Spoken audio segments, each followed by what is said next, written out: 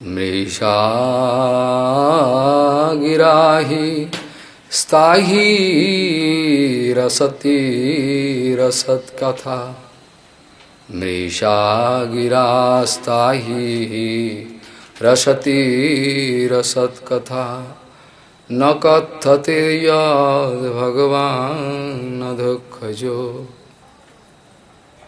तदेव सत्यं तद्वैव मंगलम् तदेव पुण्यं भगवद्गुणोदयं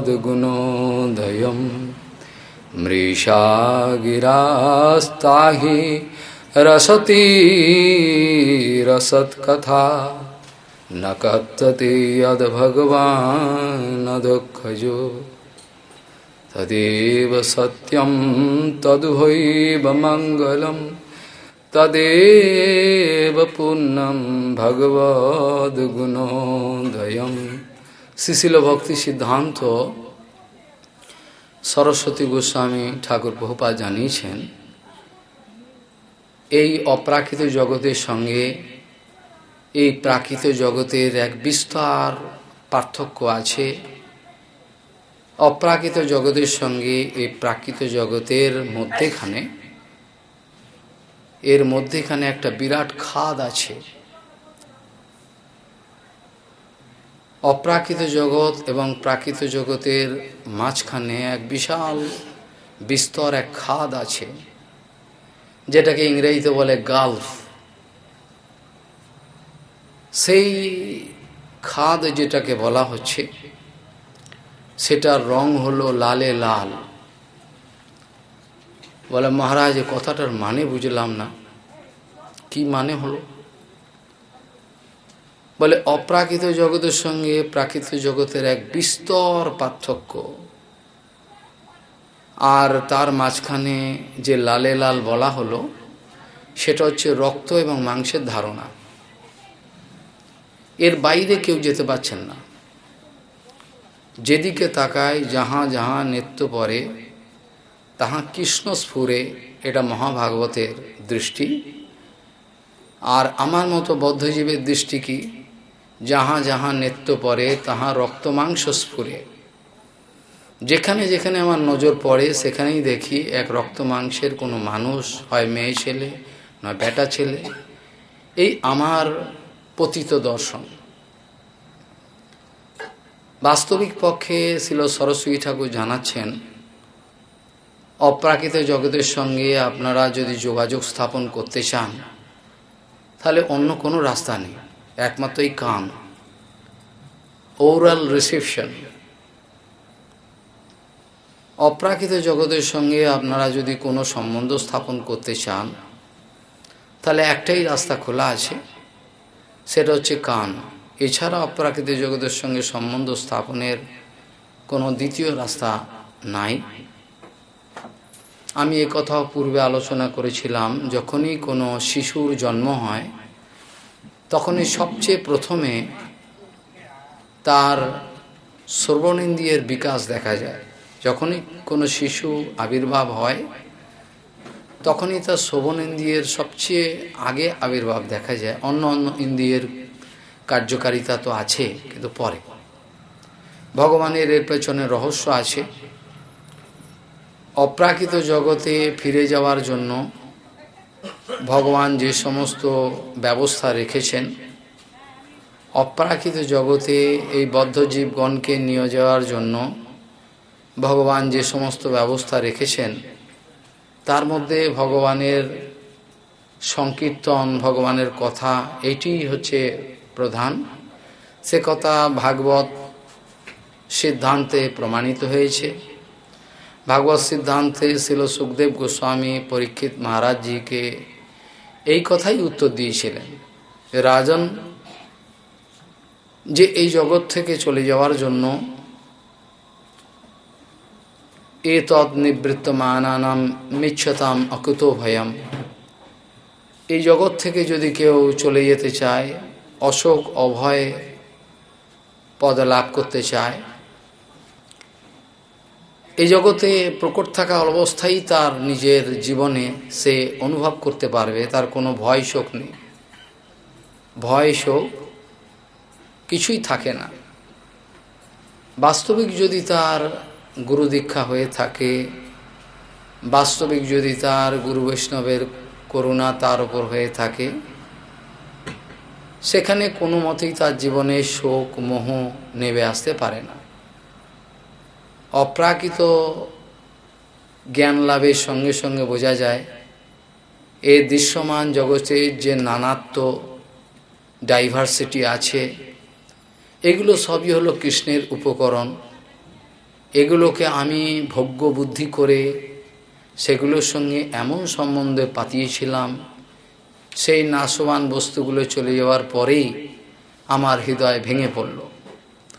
বাস্তবিক পক্ষে আমি যদি বুদ্ধিমান হতাম, তাহলে এই সমস্ত বিষয়ের জন্য আমি কাতর হতাম না, কাতর হওয়া উচিত ছিল না। ভগবানের কৃপা আমরা কি করে লাভ করব? ভগবানকে চোখে দেখা যায় না। এমনকি গুরু বৈষ্ণব এমন এমন লীলা করেন, অসুস্থতার, অ্যাক্সিডেন্টের, তাতে আমাদের অবিশ্বাস চলে আসে। এই তো ওনার তো এই হলো, তাহলে আর কি, উনি কী ভজন করেন? এই অবিশ্বাসগুলো আমার মতো পাষণ্ডের হৃদয়েতে জাগিয়ে দিয়ে আমাকে চিট করার জন্য, বঞ্চনা করার জন্য তারা এই ধরনের লীলা করেন। তারা অসুস্থ লীলা করেন, বিভিন্ন ধরনের লীলা করেন। বাস্তবিক পক্ষে তাদের জীবনের যদি বৈষ্ণবের কথা সিদ্ধান্ত বিচার করা যায়, শাস্ত্র বলছেন যে বৈষ্ণবের জীবনে যা কিছু আছে দেখো, বৈষ্ণবের যত দেখো ব্যবহারিক দুঃখ, পরমার্থে সেহ যেন পরম সুখ। যেটা বাহ্য দৃষ্টিতে তোমার তার দুঃখ হচ্ছে বলে মনে করছো, ন কর্মবন্ধনম, ন জন্ম কর্মবন্ধনম বৈষ্ণবানাঞ্চ বিদ্যাতে। বৈষ্ণবের কোনো জন্মকর্মের কোনো বন্ধন নাই। যারা নিত্য জগৎ থেকে আসেন ভগবানের পার্শ্বদ, তাদের জন্মকর্মের বন্ধন, তাদের কর্মফল ভোগ হচ্ছে, এটা ভেবে নিলে আমার অধঃপতন অনিবার্য।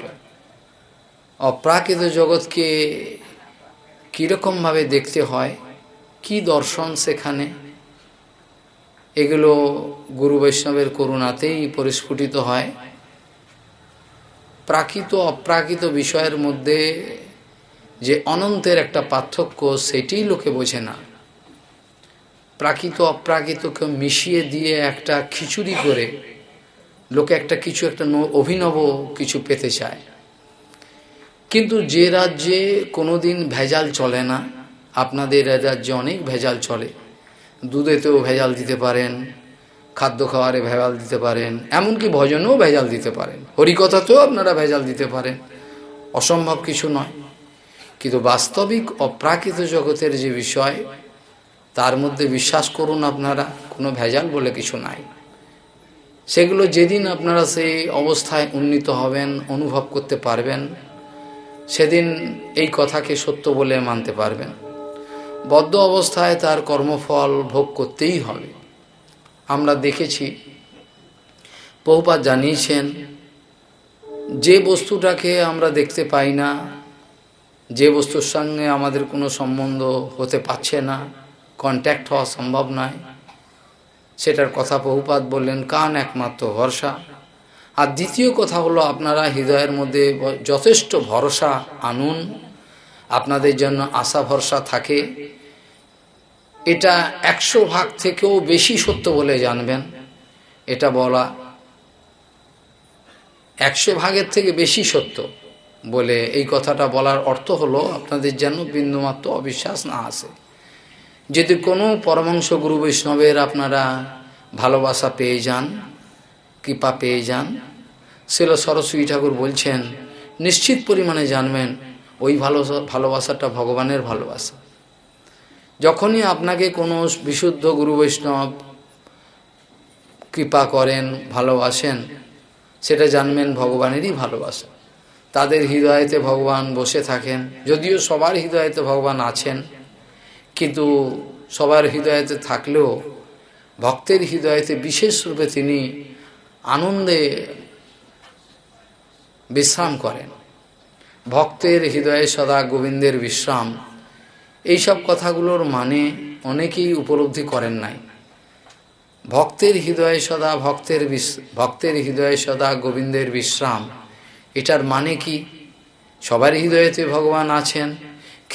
ক্ষেরদ গোসাই অনিরুদ্ধ বিষ্ণু রূপে ভগবান সবার হৃদয়েতে আছেন পরমাত্মা রূপে।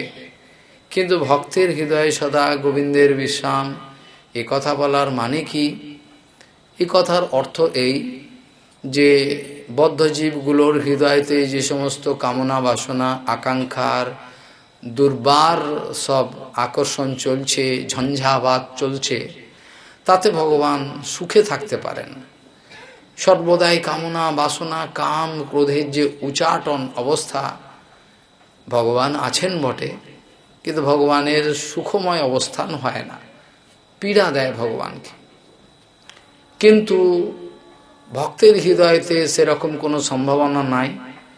ভক্তের হৃদয়ে সদা গোবিন্দের বিশ্রাম এই কারণে হয়, ভক্তের হৃদয়েতে কোনোদিন কোনো কামনা বাসনার কোনো তরঙ্গ নাই, সেখানে নির্মল হৃদয়ে তারা বিরাজ করেন। ভগবানের যে শ্লোক আমি উচ্চারণ করেছিলাম, বৃথা কথাতে লোকে জীবনের সমস্ত সময়টা কাটিয়ে দিল। মৃষা কথা হি রসতি রসৎ কথা নকথতেই যদ ভগবান অধক্ষজ। ভগবানের কথা যেখানে যে বাক্যতে পরিস্ফুটিত হচ্ছে না, সেই বাক্যের কোনো অর্থ নাই। এখানে বলা হচ্ছে ভক্তের হৃদয়ে সদা গোবিন্দের বিশ্রাম। যদি প্রভুপাদ উদাহরণ দিচ্ছেন, কোনো এক ব্যক্তি সুন্দর পরমান্ন রান্ধন করেছেন, অপূর্ব আস্বাদন, কিন্তু সেই পরমান্ন ভোগ লাগিয়েছেন, ভগবান হচ্ছে বিগ্রহ রূপে এমন করুণা বিস্তার করেছেন, নুন না দিলেও বলবেন না আপনাকে। কিন্তু সনাতন গোস্বীকে বলেন, নুন দাও নেই, আমি খাবো কি করে? কিন্তু আমাদের কাছে বিগ্রহ এমন করুণা প্রকাশ করেন যে কিছু বলেনও না, কিছু বলেন না। যেমনভাবে সোয়ান থাকেন খান, এর মধ্যে দুটো অর্থ হয়। একটা হচ্ছে আমার অচেতন অবস্থা থেকে বিগ্রহ চুপ করে থাকেন, আর দ্বিতীয় হলো ভগবান সমস্ত সহ্য করে যা করেছে, যেভাবে করে চেষ্টা করুক, এইভাবেই ভগবানের বিগ্রহ প্রকট এই জগতে হয়েছে। বিশেষ করুণা, বিশেষ রূপে তিনি করুণাকে জগতে বিস্তার করার জন্য বিগ্রহ বিশেষ রূপে এটা প্রকট করেছেন। বিগ্রহের মহিমা অশেষ, আর বিগ্রহের করুণা অশেষ। আর বিগ্রহের প্রতি যার 100 থেকে 100 ভাগ বিশ্বাস চলে আসে, তার ভগবত দর্শন হয়ে গেছে, তার ভগবত দর্শনের বাকি নাই। বিগ্রহ নও তুমি সাক্ষাৎ ব্রজেন্দ্রনন। এখানেই পরমান্ন প্রসাদ হয়ে যখন বেরিয়েছে, ভক্তগণ আস্বাদন করছেন, কিন্তু এক একজনে ওই পরমান্ন মুখে দিয়ে থুথু করে ফেলছেন। বলে কারণ কি? এত সুন্দর রান্না হয়েছে, কল্পনা করা যায় না। কিন্তু যিনি রন্ধন করেছেন তিনি খেয়াল করেননি, ওই গোবিন্দভোগ চালের সঙ্গে তার মধ্যে গুঁড়ো গুঁড়ো একেবারে চালের মতো দেখতে, বুঝতে পারেননি কাঁকড় ছিল। তিনি ওগুলো দেখেন, ওগুলো সমেত রান্না করে দিয়েছেন, কিন্তু খেতে ভালো লাগছে, কিন্তু খেলে তো হবে না, কাঁকড় ভেতরে। ঠিক সেরকম আমাদের হৃদয়ের যে কামনা বাসনা জর্জরিত যে ভক্তির একটা প্রকাশ হয়, সেটা ভগবানের প্রতি ঠিক ওই রকম ফিলিংস। যেমন আপনি পরমান্ন মুখে দিয়ে কাঁকড় আছে বলে খেতে পারলেন না, ভগবানও ঠিক সেই রকম আপনার হৃদয়ের ভাবটা গ্রহণ করতে চান, কিন্তু এত কামনা বাসনা জর্জরিত হয়ে আপনার হৃদয়ের ভক্তিটা আপনি প্রকাশ করছেন, বিশুদ্ধ ভক্তি নয়, তাতে ভগবানের কষ্ট হয়, ভগবান সেরম ভাই নিতে পারেন। আমরা যে প্রসঙ্গ কেন তুললাম, বলে এই জন্য তুললাম যে সৃষ্টির প্রকরণেতে আমরা দেখেছি কালকে অজামিলের প্রসঙ্গ কোনো মতে সমাপ্ত হয়েছে, বিস্তৃতভাবে আলোচনা করতে পারি নাই, তার জন্য আমি খুব দুঃখী। এখানে অজামিলের প্রসঙ্গের পরেতে যেখানে প্রসঙ্গ আসছে যে দেখা গেল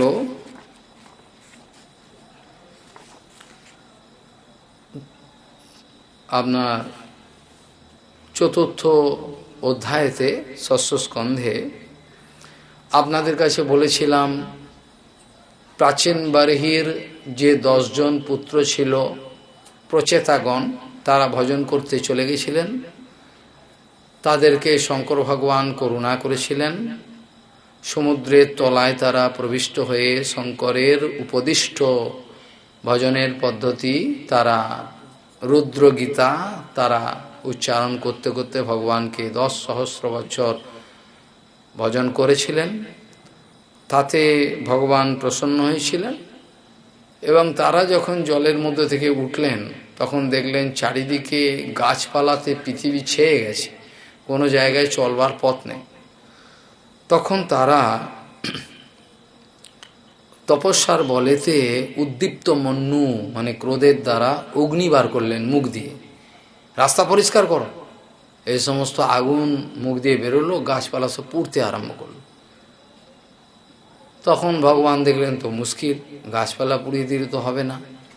এই জন্য ভগবত ইচ্ছায় চন্দ্রমা এলেন, এসে বলবেন তোমরা তো ভগবত ভজন করে এলে, তোমরা ক্রোধ সংবরণ করো। ক্রোধ তো এই যে গাছপালা, নিরীহ গাছপালাগুলোকে এই যে পোড়াচ্ছ, ভগবান ইচ্ছে করে এই গাছপালাগুলো আমাদের দিয়েছেন, যার দ্বারা আমরা প্রাণীগণ এর উপর নির্ভর করে জীবনযাপন করতে পারি।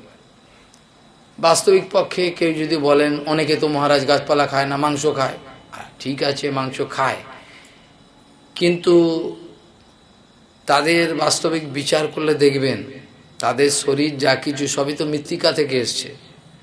মৃত্তিকাই তো বিকার, শরীরের যা কিছু অঙ্গ প্রত্যঙ্গ হচ্ছে সবই এইভাবে। তারা যে আহারটা গ্রহণ করে দেখা যায় তারা আবার গাছপালা খায়, তাদের মাংস আবার ওরা খায়। এরকমভাবে অন্ন এক একজনের এক এক রকম অন্ন। বাঘের অন্ন হলো মাংস, মানুষের অন্ন হলো ফল ফুল পাতা যেগুলো আছে, ধান চাল পঞ্চশস্য, এগুলো। মানুষের শরীরের গঠন এমন, মানুষের শরীরের গঠন এবং অন্তঃকরণের গঠন এমন, তাতে কোনো রকমভাবে মাংস এবং ইত্যাদি আমিষ আহারের কোনো প্রসঙ্গ থাকতে পারে না। বড় বড় বৈজ্ঞানিক পরীক্ষা করে দেখেছেন, তারা মন্তব্য করেছেন। চেতনার জাগরণ বলে গৌ হত্যার আন্দোলনের উপর যে বই বেরিয়েছে বাংলাতে, আবার নতুন করে বেশি করে বেরোচ্ছে, সেটার মধ্যে দেখবেন সমস্ত দেয়া আছে। তারা ধিক্কার দিয়েছেন মনুষ্য জাতির ইতিহাসে তারা যে অত্যন্ত ঘৃণ্য আহার এইসব করেছেন, তাদের চিরকাল ক্ষতিই হয়েছে। মানুষের যে অর্গানিক সিস্টেমগুলো আছে এটা ওই জঘন্য খাবারের উপযুক্ত নয়, বৈজ্ঞানিকরা বলেছেন, ওরা জোর করে খায়। বাস্তবিক পক্ষে মানুষের দাঁত সমস্ত দেখবেন একেবারে সমান। যারা মাংসাশী তাদের জন্য ক্যানিবাল, তাদের জন্য দেখবেন ছেদন দন্ত থাকে 4টে, কিন্তু মানুষের জন্য কিন্তু সেরকম দেন না। যেদিন যারা হিংস্র প্রাণী তারা দেখবেন চেটে জল খায়, আর যারা হিংস্র নয়, হিংসা তাদের বৃত্তি নয়, তাদের জন্য ব্যবস্থা হলো তারা চুমুক দিয়ে জল খায়। এগুলো পার্থক্য বিচার করলে বুঝতে পারবেন মানুষের দেহের যে গঠন যা কিছু আছে এর দ্বারা মানুষকে হিংসা করতে বলা হয়। যাই হোক, প্রসঙ্গক্রমে এটা এলো। এখানে প্রচেতাগণকে নিরস্ত করলেন। সোম অর্থাৎ চন্দ্রমা বললেন তোমরা হিংসা করো না। বৃক্ষলতাগণের দ্বারা পালিত এই যে সুকন্যা, এই যে সুরূপা কন্যাটি, এই বলছেন প্রমলোচা নাম্নী অপ্সরার সেই সুন্দরী কন্যাকে প্রচেতাগণকে দিয়ে দিলেন। বলে তোমরা একে বিবাহ করো এবং সংসার বিস্তার করো। সেই অপ্সরার গর্ভে প্রচেতাগণ নিজের ঔরসে প্রচেতস দক্ষ উৎপাদন করেছিলেন, যার কথা আমি আলোচনা করতে গিয়ে আপনাদের কাউর মনে আছে কিনা জানি না। যেখানে দক্ষ প্রজাপতি শঙ্কর ভগবানের প্রতি অপরাধ করেছিলেন, তাতে দক্ষযজ্ঞ সৃষ্টি হয়েছিল। দক্ষযজ্ঞ সমস্ত বিনাশপ্রাপ্ত হয়েছিল। দক্ষের মুণ্ড কেটে আগুনে দেওয়া হয়েছিল, তার পরবর্তী সময় ছাগমুণ্ড হয়েছিল। কিন্তু তারপরে একটা কথা আমি বলেছিলাম, আপনাদের মনে আছে কিনা জানি না, সেটা হলো এই প্রচেতস দক্ষ রূপে তার জন্মটা কিভাবে হলো। না বলছেন যখন শঙ্কর ভগবান করুণা করলেন তখন দক্ষের যে মুন্ড কেটে আগুনে দেওয়া হয়েছিল, তখন ছাগের মুন্ড লাগানো হয়েছিল, তাতে ছাগমুণ্ড লাভ করেছিল দক্ষ। আর দক্ষ প্রজাপতি ছাগমুণ্ড লাভ করে যখন প্রাণটাকে ফিরে পেল শঙ্কর ভগবানের করুণায়, তখন স্তব করতে আরম্ভ করেছিল শঙ্কর ভগবানকে, অনেক স্তব করেছিল। কিন্তু টিকাকাররা গভীর বিচার করে বলছেন, ও স্তব করেছিল ঠিকই, বন্দনা করেছিল, আপনিই তো সব, আপনিই তো সব, অনেক কিছু বলেছিলেন। কিন্তু বললে হয় কি, তার হৃদয়ের অন্তঃকরণে শঙ্করের জন্য একটা মৎসরতার রাগের একটা দেশ, একটা গন্ধ ছিল, তখনও মেটেনি। সে স্তব করেছিল, কিন্তু তার হৃদয়ে যে সেই যে বিদ্বেষ করেছিল, তার যে দাগটা কষায়, সেটা যায় না। তার জন্য তাকে খেসারত দিতে হলো। পরবর্তীকালে আমরা এখানে দেখছি প্রচেতস দক্ষ রূপে তাকে জন্মগ্রহণ করতে হলো। প্রচেতস দক্ষ, আর দক্ষ কথাটারও ব্যাখ্যা আমি করেছিলাম। দক্ষ কথাটা ইংরেজিতে অনুবাদ করলে হয় এফিশিয়েন্ট। দক্ষ, এটা কিসে দক্ষ যদি বিচার করা হয়, তাহলে সে কথাও আমি উত্তর দিয়েছি। সেটা হয়েছে তিনি কর্মকাণ্ডে দক্ষ, রক্ত মাংসের বিচার, এটা আমার নাতি পুতি ছেলে মেয়ে, রক্ত মাংসের যে রিলেশন, যে কর্মকাণ্ড, এটাতে আসক্ত ধী, এই ব্যাপারে সে খুব এফিশিয়েন্ট, নিজেরটা 16 আনা বুঝে নিতে পারে। কিন্তু সে জানে না এই জড়জগতের বিচারের বাইরে এক অপ্রাকৃত জগৎ আছে, সূক্ষ্ম জগৎ আছে, যেখানে প্রবিষ্ট হওয়ার ক্ষমতা তার নাই। সে যতই দক্ষ বলে পরিচিত হয়ে থাকুক না কেন, কিন্তু অপ্রাকৃত জগতের যে প্রবেশ তার কাছে মানা, সে প্রবেশ করতে পারে না। দক্ষ যদি অপ্রাকৃত জগতে জোর করে প্রবেশ করতে চায়, সেখানে তাকে প্রবেশ করতে দেওয়া হবে না। আমরা ছোটোবেলা একটা কাহিনী পড়েছিলাম ইংরেজি কোর্সে, ট্রেসপাসার্স উইল বি প্রসিকিউটেড, যারা জোর করে ঢুকতে যাবে তাদেরকে তাদের পানিশমেন্ট পেতে হবে। দৈত্যরাজ সে কোনো শিশুকে ঢুকতে দেয় না।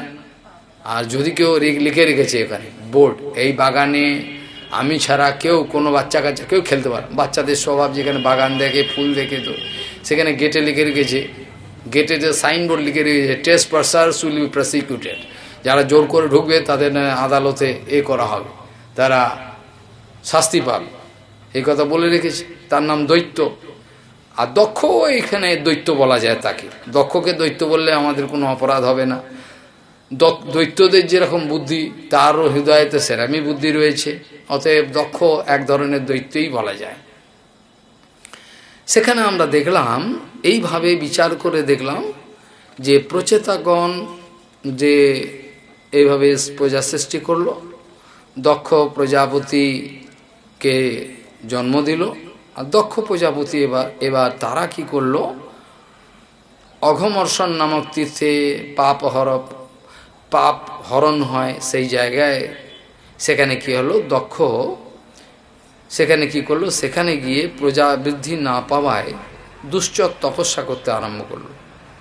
কে? দক্ষ। তার তপস্যার কোনো মূল্য নাই।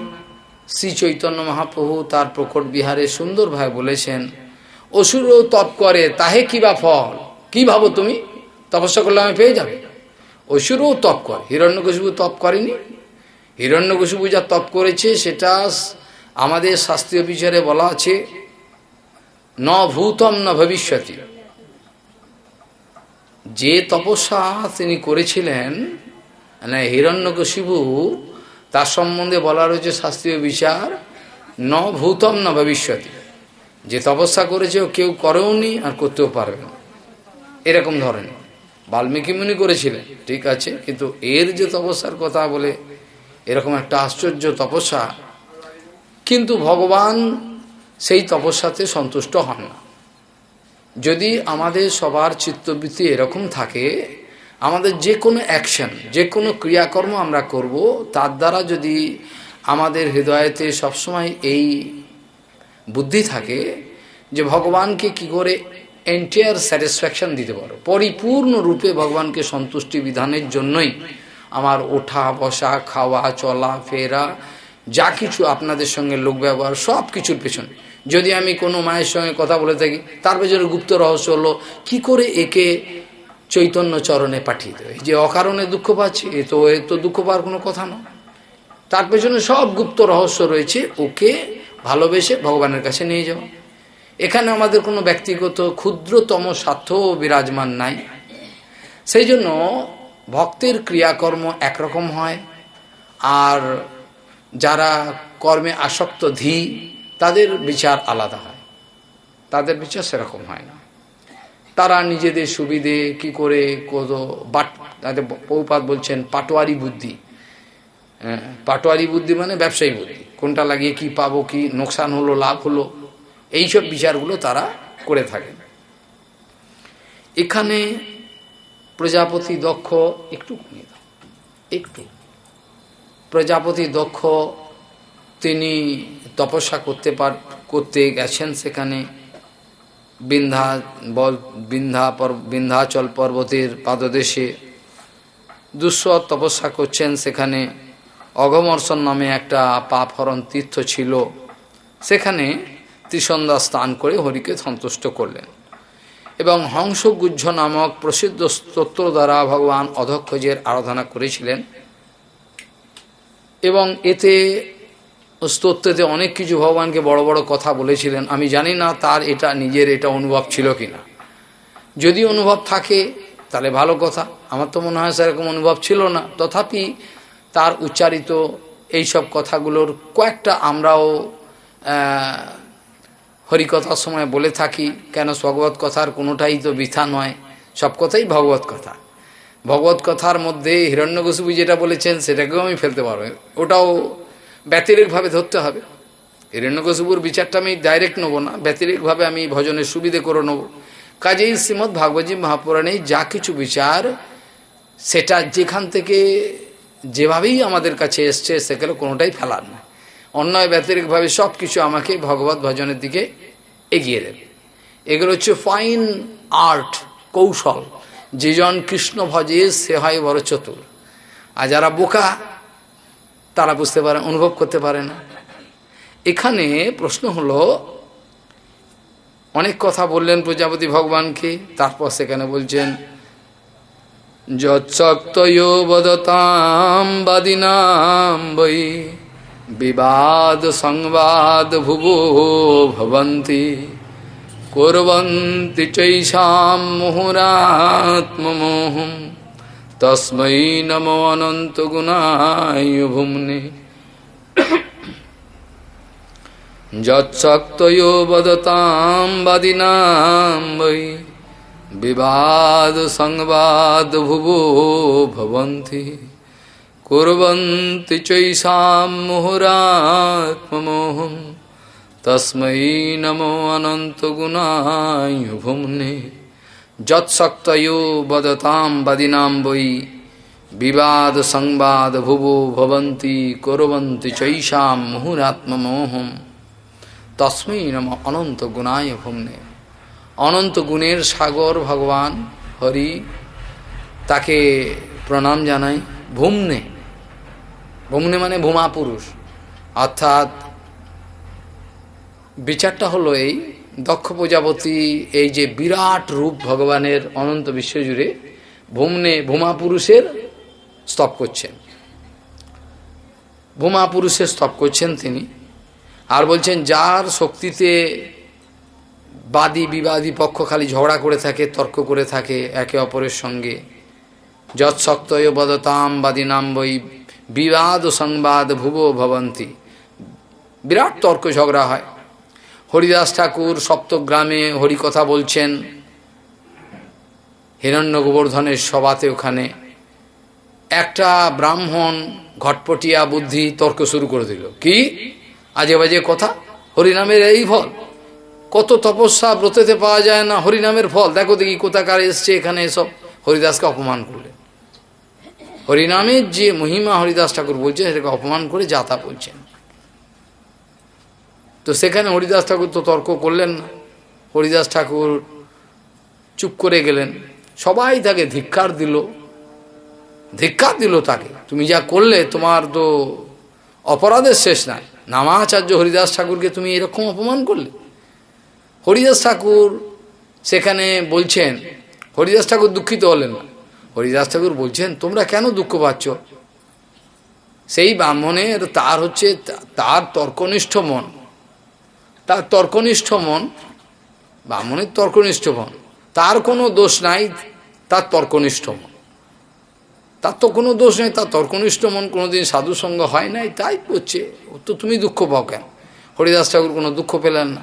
কিন্তু 3 দিনের মধ্যে তার কি হলো, গলে পড়ল উচ্চ নাসা। ওই যে বলেছিল নাক কেটে দেবো, হরিনামের যদি এরম প্রভাব হয়, দেখাতে পারো, না দেখাতে পারো, হ্যাঁ, যে তুমি দেখাতে পারো আমি নাক কাটবো, না তোমায় নাক কাটতে হবে। এইরকম ধরনের একটা চ্যালেঞ্জিং মুড বলার সঙ্গে সঙ্গে ভগবান, ভক্ত তো কোনো দোষ ধরেন না। ভক্তের নিয়ম হলো দেখবেন আপনারা, এখানেই আছে ষষ্ঠ স্কন্ধে, কিভাবে ভক্ত সহ্য করে যান, কোনো অন্যায় অত্যাচারে কিছু মনে করেন না, কিন্তু তার বিষয়টা ভগবান টেক আপ করেন।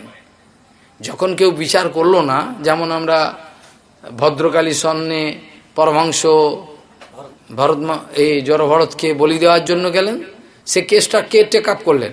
সাক্ষাৎ ভগবান প্রেরণা দিলেন ভদ্রকালীকে, এই কি হচ্ছে? ভদ্রকালীর সঙ্গে সঙ্গে বেরিয়ে পড়ে গলা কাটতে আরম্ভ করলেন। তো যখনই পরমাংশ বৈষ্ণববান দেবেন কোনো প্রতিকার করেন না, কিছু বলেন না, প্রতিকার এরা করেন না, তখন তার বিষয়টা যদি গম্ভীর হয়, ছোটোখাটো ব্যাপার হলে তো কোনো ব্যাপার না ভগবান, কিন্তু বড় যদি কোনো বিষয় হয় তাহলে ভগবান সে কেসটাকে টেক আপ করেন, এমন অবস্থা করে দেন। সেটা আপনারা দেখেছেন নিত্যানন্দ প্রভুকে যখন অপমান করলেন, সেখানে কে নিত্যানন্দ প্রভুকে অপমান করলো? কি ওই যে সেই যে জমিদার ছিল, সেই জমিদার যে অপমান করলো, তাতে কি হলো?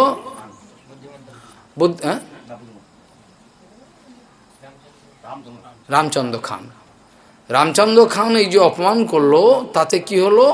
সেখানে বৃন্দাবন দাস ঠাকুর সিদ্ধান্ত লিখেছেন, মহতের যেখানে অবমাননা হয় সেখানে সবাইকে কষ্ট পেতে হয়। বলি আমি কি করেছি, আমি তো করিনি, তাহলে হবে না। মহন্তের অপমান, মহন্তের যদি যে এরকম ধরনের হয়, সেখানে সমস্ত গ্রাম উজাড় হয়ে যায়, এরকম নিয়ম। আবার এক ভগবত ভক্ত যদি কোনো গ্রামে থাকেন, সেখানে চারিদিকে লোক কৃপাপ্রাপ্ত হন। এইভাবে দেখা যায়। আমরা দেখলাম যে যৎসক্তয় বদতাম বাদিনাম বৈ বিবাদ সংবাদ ভবন্তি কুর্বন্তু চৈষা মুহুরাত্মমোহম। আচ্ছা, আমাদের মধ্যে যে অল্টারকেশন, যে বাদানুবাদ যে হতে থাকে, কি জন্য হয়? বিচার করলে দেখা যায়, আমি যে শ্লোক দিয়ে শুরু করছি তারই অর্থ চলে আসবে। যেহেতু তাদের ভগবত চরণে কোনো মনের কোনো সংলগ্ন অবস্থা নয়, সেই জন্য তারা জড় বিষয়গুলোকে প্রাধান্য দেয়। তাতে তো বিষয়ের তরঙ্গ উঠবেই, গুণের তরঙ্গ, সেখানে ঝগড়াঝাঁটি হয়। কিন্তু যিনি ভগবত প্রসঙ্গেতে যে জীবনযাপন করছেন, যিনি ভগবত প্রসঙ্গেতে তার জীবনযাপন করছেন, তার জীবনে এরকম ধরনের কোনো ব্যাপার আসতে পারে না। সেই জন্য কুর্বন্তী চৈষা মুহুরাত্মমোহ, বিশাল একটা মোহ সৃষ্টি করে একে অপরের সঙ্গে বিবাদ সৃষ্টি করে মায়াদেবী এই জগতে ব্যতিরেকভাবে সব, ভগবান এটা অন্যায় ব্যতিরেকভাবে সবই করছেন। এইভাবে অনেক স্তোত্র করলো, কে পাঠ করলো? হংসগুজ্জ নামক প্রসিদ্ধ স্তোত্রের দ্বারা। তাতে সে সন্তুষ্ট করে ভগবানকে, ঠিক আছে, কি জন্য করলো? সে কি ভক্তি লাভের জন্য করবো? না, ভক্তি লাভে সংসার বিস্তার করবে, আমাকে কৃপা করো, আমি বেশি করে, আমি প্রজাপতি অধ্যক্ষ, সমস্ত জগতের এই সমস্ত এই যে এটা আমি সৃষ্টি করব। দক্ষ এইভাবে কি হলো, দক্ষের বিবাহ হলো। আবার দক্ষের বিবাহ হয়েছিল। দক্ষ প্রজাপতি সৃষ্টি করার জন্য এই ধরনের ভজন করলো, করে তার কি হলো, ভগবানের আরাধনা করলেন। সেখানে বলছেন যে দক্ষ প্রজাপতি এবার বিবাহ করলেন কাকে না প্রজাপতি দক্ষ বিষ্ণু মায়ায় বর্ধিত শক্তি হইয়া। ভালো করে খেয়াল করতে হবে, প্রজাপতি দক্ষ বিষ্ণু মায়ায় বর্ধিত শক্তি হল। ভগবানের কিন্তু ডাইরেক্ট শক্তি হয়নি, ভগবানের মায়ার বর্ধিত মায়া অবস্থা, অপ্রাকৃত মায়া না, যোগমায়া নয়, কিন্তু ভালো করে এই একটা সূক্ষ্ম বিষয়। তা বলছেন প্রজাপতি দক্ষ বিষ্ণু মায়ায় বর্ধিত শক্তি হল, মায়ার শক্তি পেল, ভগবানের প্রত্যক্ষ বাস্তব শক্তি পাই নাই। সেখানে পঞ্চজনীর নামক এক কন্যাকে বিবাহ করে তার গর্ভে হরিয়াস্য নামক অযুত পুত্র উৎপাদন করলেন। আমি অল্প অল্প খালি স্পর্শ করে যাচ্ছি। তাদেরকে পিতা বললেন দক্ষ, এই দেখো আমার উপর আজ্ঞা হয়েছে জগতে প্রজা বিস্তার করো। অনেক ঘটনা এই প্রজাপতি দক্ষ প্রথমে কীভাবে সৃষ্টি করেছিলেন, তারপর অন্য প্রসিডিওর হলো, এগুলো সব এত আলোচনা করতে পারি না, সময় নেই। যখন এই কথা বললেন, ঠিক আছে আমরা যদি সৃষ্টি বর্ধন করতে হয় তার শক্তি লাভের জন্য ওরা ভজনে চলে গেল। সৃষ্টি লাভের জন্য যখন চলে গেল পশ্চিম দিকে, সমুদ্রের দিকে চলে গেল ওদিকে, সেখানে নারদজি মহারাজ সেখানে আবির্ভাব হয়ে তাদেরকে এত সুন্দর উপদেশ করলেন, বেরে একেবারে কূট বুদ্ধি মানে এমনভাবে বিচারটা করেছেন ওরা মাথা পাকিয়ে যাচ্ছে। যেমনভাবে আপনারা দেখলেন পুরঞ্জনের উপাখ্যানটা নারদজি মহারাজ বলেছিল প্রাচীন বর্হিকে। প্রাচীন বলল, আমি তো বুঝতে পারছি না আপনি কি বলতে চান, এই কথা তো আমি মানে ডরলাম না। তখন তার বিচার করে বলেছিল। এখানেও অনেকটা সেরকম, শোনো তোমরা কি করে তোমরা এই যে সংসার করবে, বহুরূপা স্ত্রী এবং পুংশ্চালীপতি পুরুষকে না জেনে কি করে সংসার করবে। একটা জায়গা আছে সেখানে উভয় দিকে প্রবাহিত নদী, এর যে রহস্য না জেনে তোমরা কি করে সংসার করবে। ভালো করে সংসার করতে এসছো তোমরা, ভালো বুদ্ধি তোমাদের। এইরকমভাবে অনেক কূটবুদ্ধি কূট বিচারের দ্বারা নারদ হর্যস্বগণকে নারদের কূটবাক্য সকল শ্রবণ করে ওরা ভালো করে গালে হাত দিয়ে বসতে গেল। এর মানে কি, ভালো করে যখন এই সমস্ত বিচারগুলো তাদের মাথায় আসতে লাগলো তখন বলে, আরে এই যে ভূমি শব্দে ক্ষেত্র, উহাই জীবসঙ্গ, লিঙ্গ শরীর, এর কোনো বিনাশ নাই, অনন্তকাল ধরে সব জীবাত্মা লিঙ্গ শরীর যতক্ষণ না ভাঙতে পারে চলছে, যা আত্মার অনাদিকাল হতে বন্ধনের কারণ। আর এইরকমভাবে বিভিন্ন কথা উপদেশ করতে আরম্ভ করলেন। এই উপদেশগুলো যখন একটু হৃদয়ঙ্গম হলো, বলো তাহলে আমরা সংসার করব না। পিতা তো সংসার করার জন্য আমাদেরকে বলেছিলেন সংসারে প্রজা বিস্তার করো, তো পিতার কাছে আর ফিরেই যাব না আর কি বলে ওরা চলে গেল ভজন করতে গিয়ে তারা আর ফিরে এলো না।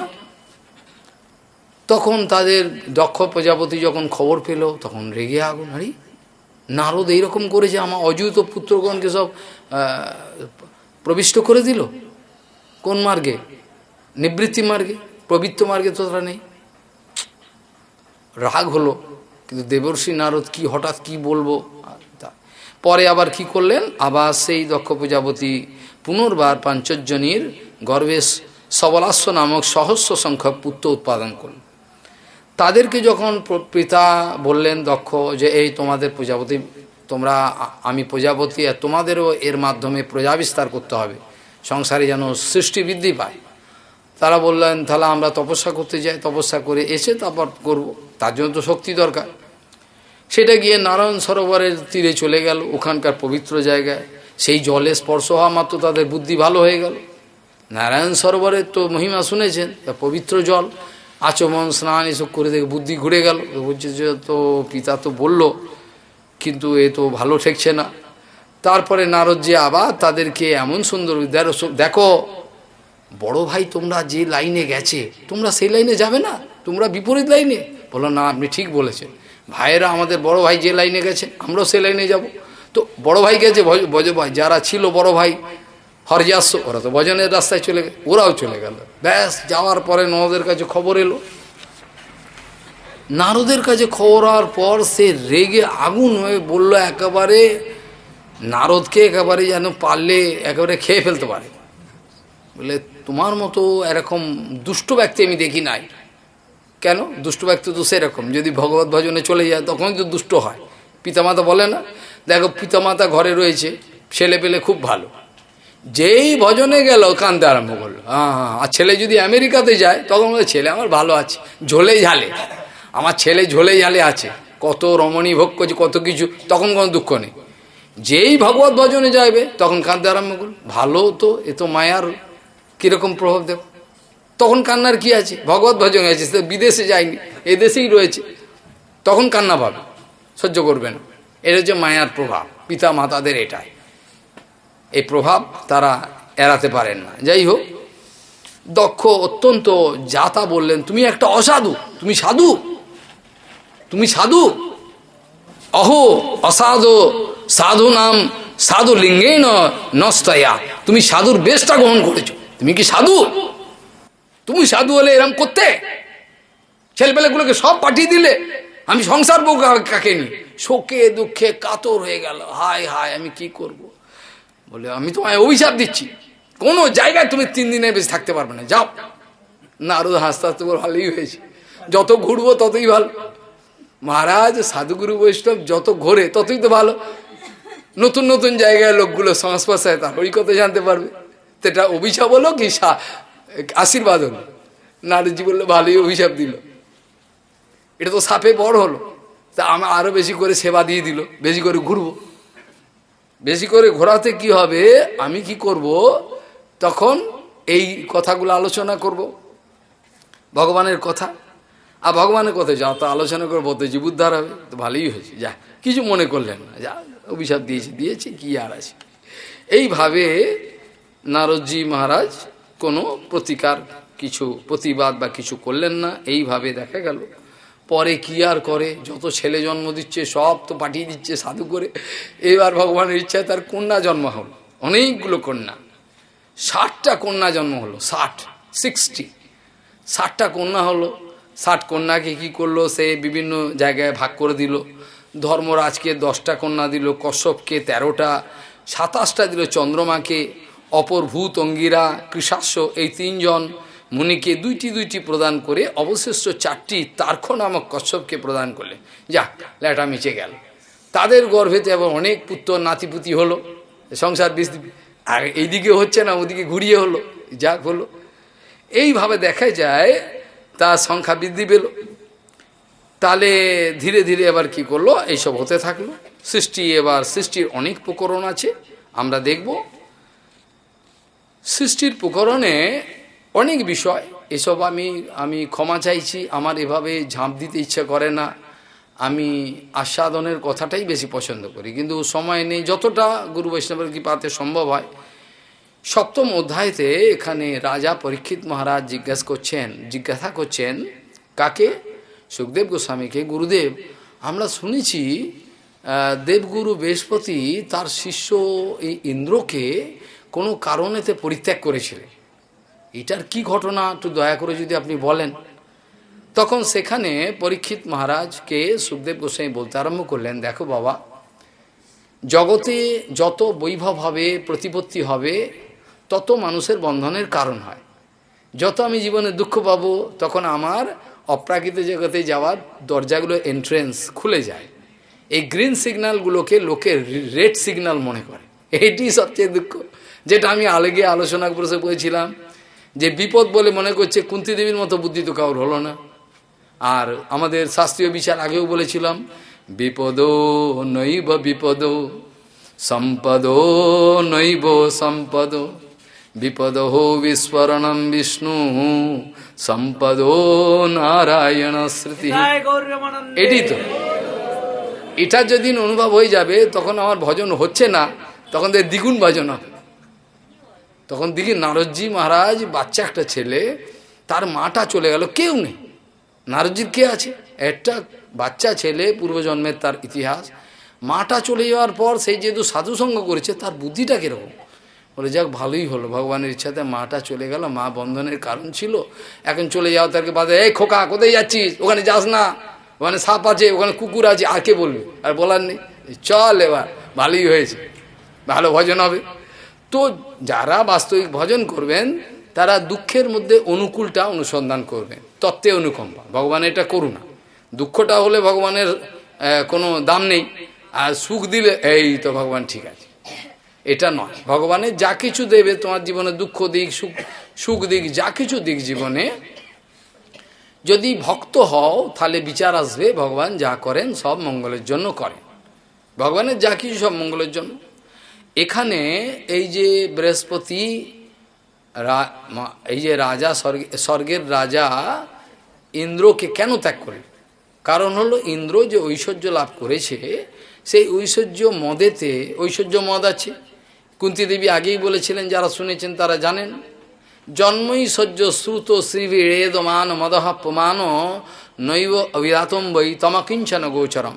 কুন্তী দেবী বলছেন, দেখো, ভগবানকে বলছেন, এতদিন তো নিজে পিসি সেজেছিলেন, এখন আর পিসি পিসি ভাবছেন না, সাক্ষাৎ ভগবান বাবা। এতদিন তো বুয়ার চরণে, পিসির চরণে এসে মাথা রেখে, পিসি কেমন আছো বলো, ভালো আছি, মাথায় একটু হাত বুলিয়ে দিতেন, একটু চুম খেয়ে নিতেন। এখন হচ্ছে বাবা সাক্ষাৎ ভগবান, সেখানে এই বুদ্ধি এসে গেছে, আছে স্নেহ তো আছেই। সেখানে বিচার হলো এই, কুন্তীদেবী বলছেন স্তুতিতে, জন্মই সহ্য শ্রুত শ্রীবীর রেধমান মদহপ্যমান নৈব অর্হতি অবিদাতম বৈ তমকিঞ্চন গোচর। জন্ম, ঐশ্বর্য, শ্রুতশ্রী, এইটার যে এক্সেলেন্সি লোকের জীবনে যদি থাকে, আমি বড় ঘরে জন্ম হয়েছি, এই আমি বড় গন্ধ জানো, এই জন্য চৈতন্য ভাগবতে বলছেন, প্রমাণ করার জন্য চৈতন্য মহাপ্রভু বড় বড় বৈষ্ণব গুণকে ইচ্ছে করে কি ছোট কুলে জন্মগ্রহণ করিয়েছেন, দেখে এর কোনো অর্থ নেই। চৈতন্য মহাপ্রভু এটা প্রমাণ করার জন্য জন্মাইলেন হরিদাসে জবনকুলেতে। এইভাবে সমস্ত দেখা যায়, ভগবান ইচ্ছে করে বড় বড় বৈষ্ণবদের ইচ্ছে করে এমন কুলে জন্মগ্রহণ করান যে লোকের একটু লজ্জা হয়, যে কুলটা কিছু না।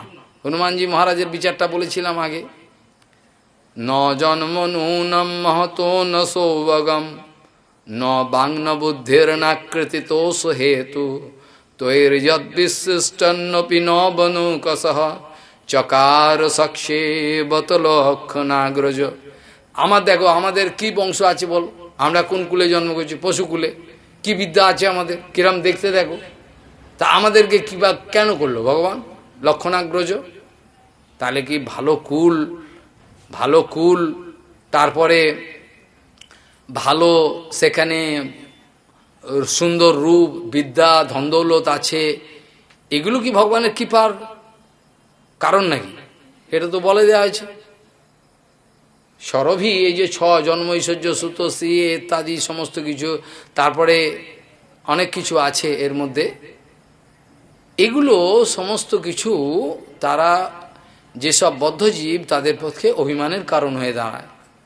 আর এইটাই যদি কোনো মহাভাগবত বৈষ্ণবের জীবনে থাকে, সেটা কি হয়? যেন অম্বরীশ মহারাজের কাহিনী,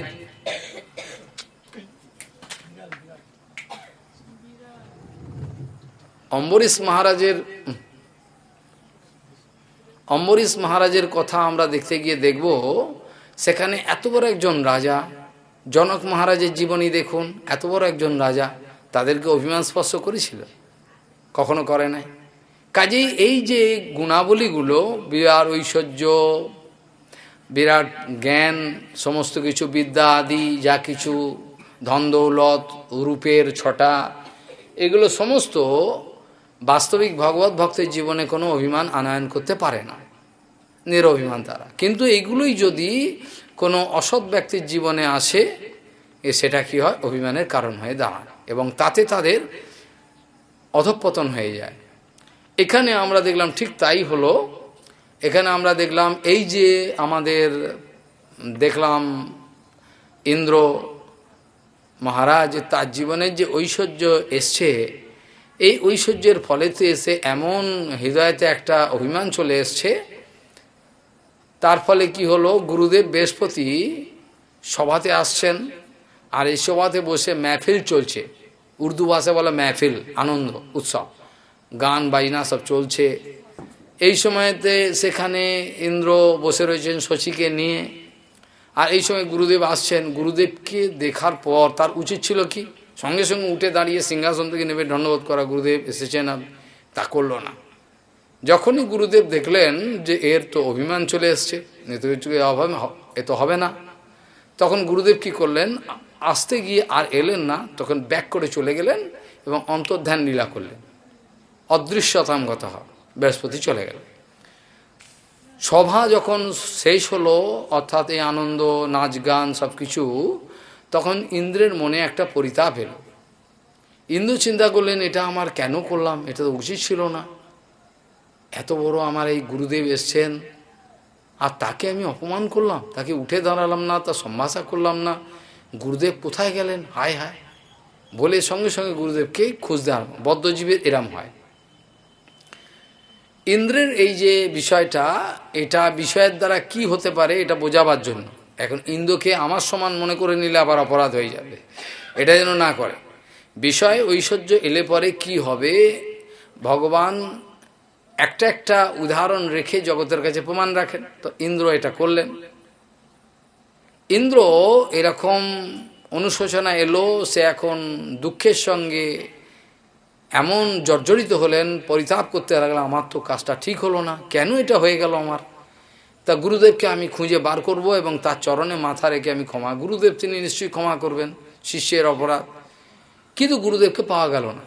গুরুদেব যখন অদৃশ্য হয়ে গেলেন, তখন সে তার মাথায় বাজ পড়ল, রে আমি এখন কি করব, স্বর্গরাজ্যে যত যজ্ঞ আদি করি আমি মঙ্গলের জন্য কত রকম, তা কাকে দিয়ে করব, হায় হায় কি হবে। এইভাবে মাথায় বাজ পড়ল।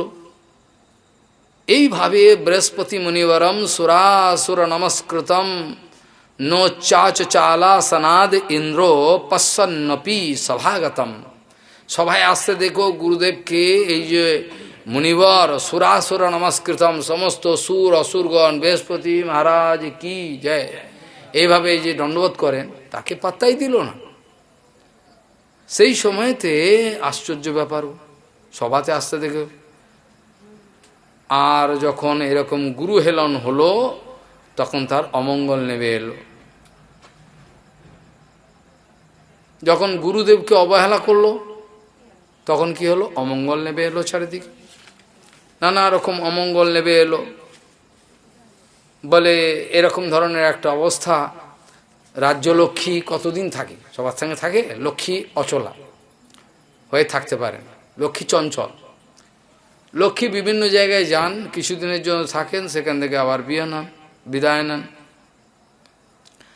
যখনই ব্রহ্মার কাছে গিয়ে বড় পরিতাপ করতে লাগলেন, ব্রহ্মা বললেন, না যা করেছো খুব অন্যায় করেছো। ব্রহ্মা কি প্রশ্রয় দেবে? ব্রহ্মার কাছে বলে, আমাদের এরকম ভুল হয়ে গেছে, কি ভুল হয়ে গেছে, এই ফুলের কি প্রায়শ্চিত্ত, যা করেছো অহোবত সুরশ্রেষ্ঠা হি অভদ্রম ব কৃতম মহৎ। বহ, তোমরা বিরাট অন্যায় করেছো। মানে ইন্দ্রর সঙ্গে ইন্দ্রের গোষ্ঠীর, মানে পুরো গোষ্ঠীটা চলে আসছে। একজনের মহৎ অবহেলা হলে সবাই নাম চলে আসবে। হ্যাঁ, এইটি নিয়ম। সেখানে বলছেন, বলো বিদেশে একটা আশ্চর্য বিষয় আছে, কোনো যদি খারাপ কাজ করে যদি ধরা পড়ে, তখন আমাদের দেশে কি করে, প্রথমে নিজের নামটা বলে না, প্রথমে বলে ও করেছে, তুমি কোথায় ছিলে, না আমি ছিলাম। কিন্তু বিদেশে ইংরেজি ভাষায় আছে, যদি কোনো কেউ ধরা পড়ে প্রথমে নিজের নামটা বলবে, এই ভদ্রতাটা আছে। কাজে এখানে ব্রহ্মা বলছেন, অহোবত সুরশ্রেষ্ঠা হি অভদ্রম বা কৃতম মহৎ। এত বড় অন্যায় করলে তোমরা, অভদ্রের মতো কাজ করেছো। ব্রহ্মিষ্ঠম ব্রাহ্মণম দান্তম ঐশ্বর্যাত নাভ্যানন্দ, তোমার এত ঐশ্বর্য মত চলে এলো। হ্যাঁ, এরকম একজন গুরুকে তুমি অবমাননা করলে, তো কি করা যায়, কিছু করার নেই। বলে দেখো এখন আর কিছু করার নেই, তোমাদের কিন্তু এখন আর কোনো ব্যাপারে জয়যুক্ত হতে পারবেন না। অসুররা খবর পেল যে ভালো করে গুরুদেবের অপমান হয়ে গেছে, বলে ভালোই হয়েছে, আমাদের এবার সুযোগ হলো। জানে গুরুর চরণে বৈষ্ণব চরণে অপরাধ হলেই তোমার অধঃপতন হবে, তোমার শক্তি চলে যাবে। আর গুরু বৈষ্ণব যদি পেছন থেকে তোমার ধরে রাখে, তোমার হর করে ঐশ্বর্য, লোকের সম্মান সব বাড়তে থাকবে, এটা নিয়ম। গুরু ত্যাগ করলে যে কি হয় সেটা আপনারা দেখেছেন যে শ্রী মাধবেন্দ্র পরিবাদের কাছে অপরাধ করার ফলে রামচন্দ্রপুরীর কি অবস্থাটা হল।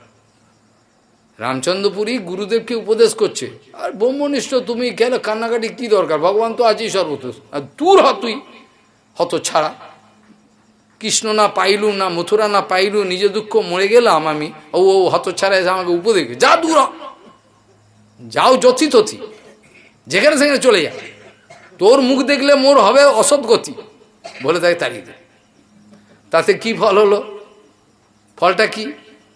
সেই যে গুরুচরণে অপরাধ, গুরুচরণে যে অপরাধ করলো, এই যে গুরুদেবের দোষ দেখলো, গুরুদেবকে উপদেশ করলো, গুরুচরণে অপরাধ হলো। তার ফলেতে সেই অপরাধ বৈষ্ণবদের তো করছেই, উঠে গিয়ে ভগবান যে সাক্ষাৎ পরাৎপর অখিলেশ্বর চৈতন্য মহাপ্রভুর দোষ দেখছে। কালকে রাত্রে এখানে পিঁপড়ে চলছে, কে পরমান্ন খেয়েছিল বলা, এখানে বড় লোভিত এ সন্ন্যাসী, সাক্ষাৎ ভগবানকে নিন্দা করছে। এখানে পিঁপড়ে চলছে কেন? নিশ্চয়ই এ সন্ন্যাসী কালকে রাত্রে পরমান্ন খেয়েছে, মিষ্টান্ন, তাহলে পিঁপড়ে যায় কেন? মহাপ্রভু হাসবে না কাঁদবে? বলে ভাই আমি কিছু করি নাই, তবে বানিয়ে নিন্দা করছে। তথাই মহাপ্রভু কিছু বললেন না, বানিয়ে নিন্দা, কিন্তু কল্পিত নিন্দা, কিছু বললেন না। তাতে কি হলো? পাষণ্ড খাতায় নাম উঠে গেল। ভক্তি পেল? পাষণ্ড খাতায় না, যা পাষণ্ড খাতায় নাম উঠে রেজিস্ট্রি হয়ে গেল, পাষণ্ড খাতায় নাম। আমরা এটা তারা যেন শিক্ষা গ্রহণ করি, কীরকমভাবে সতর্কভাবে গুরু বৈষ্ণবের কাছে অগ্রসর হতে হয়, গুরু বৈষ্ণবের সেবা করতে হয়। এই জন্য বন্দময়ী সাবধান মঠে এই কথাটা বানিয়ে লেখে নাই, এটা বুঝে শুনেই লিখেছে পদকর্তা। সেইখানে এবার কি হলো, যে এই যে অবস্থাটা হলো, সমস্ত এবার অসুররা শক্তি পেয়ে গেল। অসুররা শক্তি পেয়ে গেল, আর কিছু করার নেই, অসুররা তো শক্তি পাবে।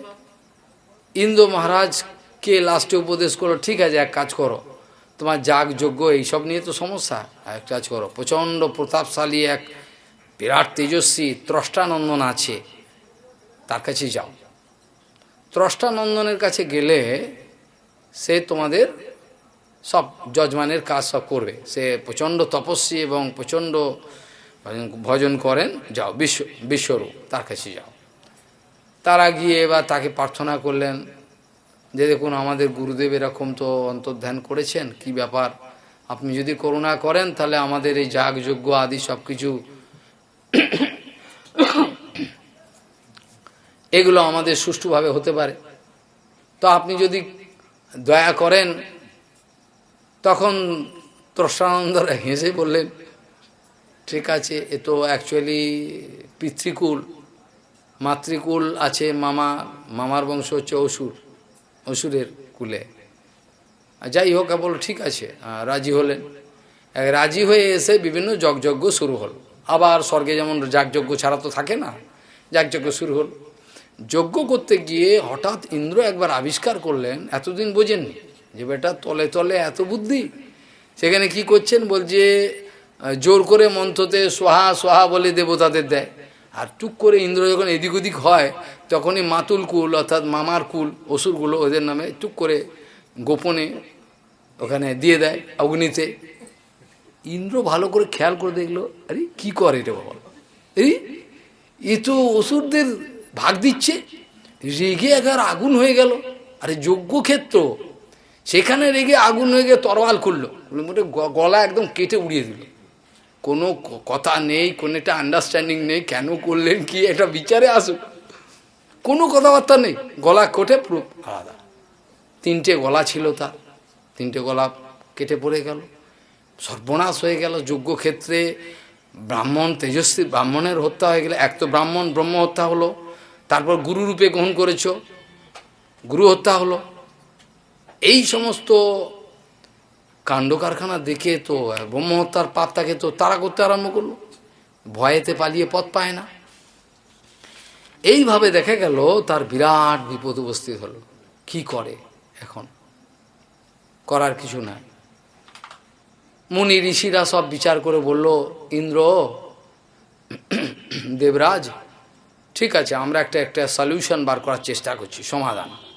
তোমার এই যে ব্রহ্মহত্যার পাপটা, এটা চারটে ভাগ করে দেবো, তাতে চারটে ভাগে গাছপালা নেবে, স্ত্রী নেবে, জল নেবে, এইভাবে হ্যাঁ সমস্ত কিছু, মাটি নেবে, মাটি খুঁড়লে পরে সেটা পূরণ হবে, স্ত্রী মায়েদের সব বিষয় আছে সেইটা। এই প্রসঙ্গে গাছপালার মধ্যে আঠা দেখা দেবে, বেরোয়।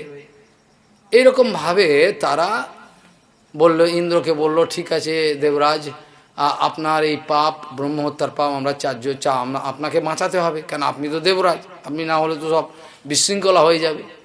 এইভাবে কি করলো, পাপকে ভাগ করে দিয়ে দেবে, চারটে ডিভিশন করে, জলে বুদবুদ ওঠে, গেঁজা, এইভাবে চারজন ভাগ করে নিল। চাক করে নেওয়ার পরেতে এবার এই যাত্রায় ইন্দ্র রক্ষা পেয়ে, যাক বাঁচা গেছে, এ তো মরছিলাম, বাঁচা গেছে। এবার একাদশী কেন করতে হয় এটা একটা প্রসঙ্গ করে, একটু না বললে হয় না, যদিও সময় অল্প। একাদশী এই জন্য করতে হয় যে এই একাদশীর দিনেতে এই ব্রহ্মহত্যার যে পাপগুলো, সেই পঞ্চশস্য এর মধ্যে সমস্ত কিছু গাছপালা পঞ্চশস্যের মধ্যে বাসা বাঁধে থাকে। এই সময় যদি কেউ পঞ্চশস্য খায়, তাহলে সাক্ষাৎ সেই ব্রহ্মহত্যার পাপটাকে খায়। এগুলো কোনো বানানো কথা নয়। যে একাদশী পালন করে না, তার যে বিচারটা দেওয়া রয়েছে, শুনলে এরা ভয়ে পালাবে। একাদশী না পালন করলে কি হয় যদি বলতে পারে, ভয়ে একদম দৌড় মারবে, বলে আমার দরকার নেই এসব কথা বলা, মিষ্টি কথা বলতে পারে না, কি বসেছে হরি কথা বলতে, ভালো ভালো কথা বলতে পারে না। যেমন গোবিন্দ বলেছিল, একটু ভালো কথা বলতে পারো না তোমরা, যাতে প্রভু আমার হাসে, এমন কি এমন কথা বলো, সবসময় কাঁদে প্রভু সবসময়, হ্যাঁ তোমরা ভালো কথা বলতে জানো না। এইভাবে গোবিন্দ বলে, আর স্বরূপ গোসাই আর সব হাসে। গোবিন্দ কত সরল দেখো। আসলে প্রভু তো বিরহ যন্ত্রণা তো হবেই, আমরা তো কথা আলোচনা করি, তো গোবিন্দ এসব সহ্য হয় না। গোবিন্দ হ্যাঁ এই দুঃখ পায়, মা যেমন দুঃখ পায় এরকম। এখন এখানে প্রশ্ন হলো যে এই যে চারটে ভাগ করে নিয়ে নিল, একাদশীর দিনেতে এই গাছপালা এর মধ্যে যে সমস্ত বিষয়গুলো আছে, পঞ্চশস্য, এগুলো বিশেষ করে পঞ্চশস্যের ওপরেতে বাসা বাঁধে। পঞ্চশস্য সেদিন বর্জন করে যদি একান্ত কেউ না পারে, ফল আর মূল খেল, ফল আর মূল, তাই বলে অন্য কিছু যেন না পায়, ফল এবং মূল। ফল পেল, আর দুধও যদি সব বিশুদ্ধ দুধ সেরমভাবে পারে, না তো দুধ খেলেও গেল একাদশী। যদি সোয়াবিন মিল্ক মেশানো থাকে তা তো গেল তোমার, কি কে সোয়াবিন পঞ্চশস্যের মধ্যে পড়ে, তাহলে কি করে এই বিচারগুলো আনতে হবে। হ্যাঁ তাহলে মিল্ক, দুধটাও যেন বিশুদ্ধ হয়। সেও আবার ভৈঁসের দুধ হলে এটা তমগুণ বৃদ্ধি করবে, তা গৌমাতার আবার চাই, আবার গৌমাতা আবার জার্সি গাই হলে চলবে না, দেশি গাই চাই।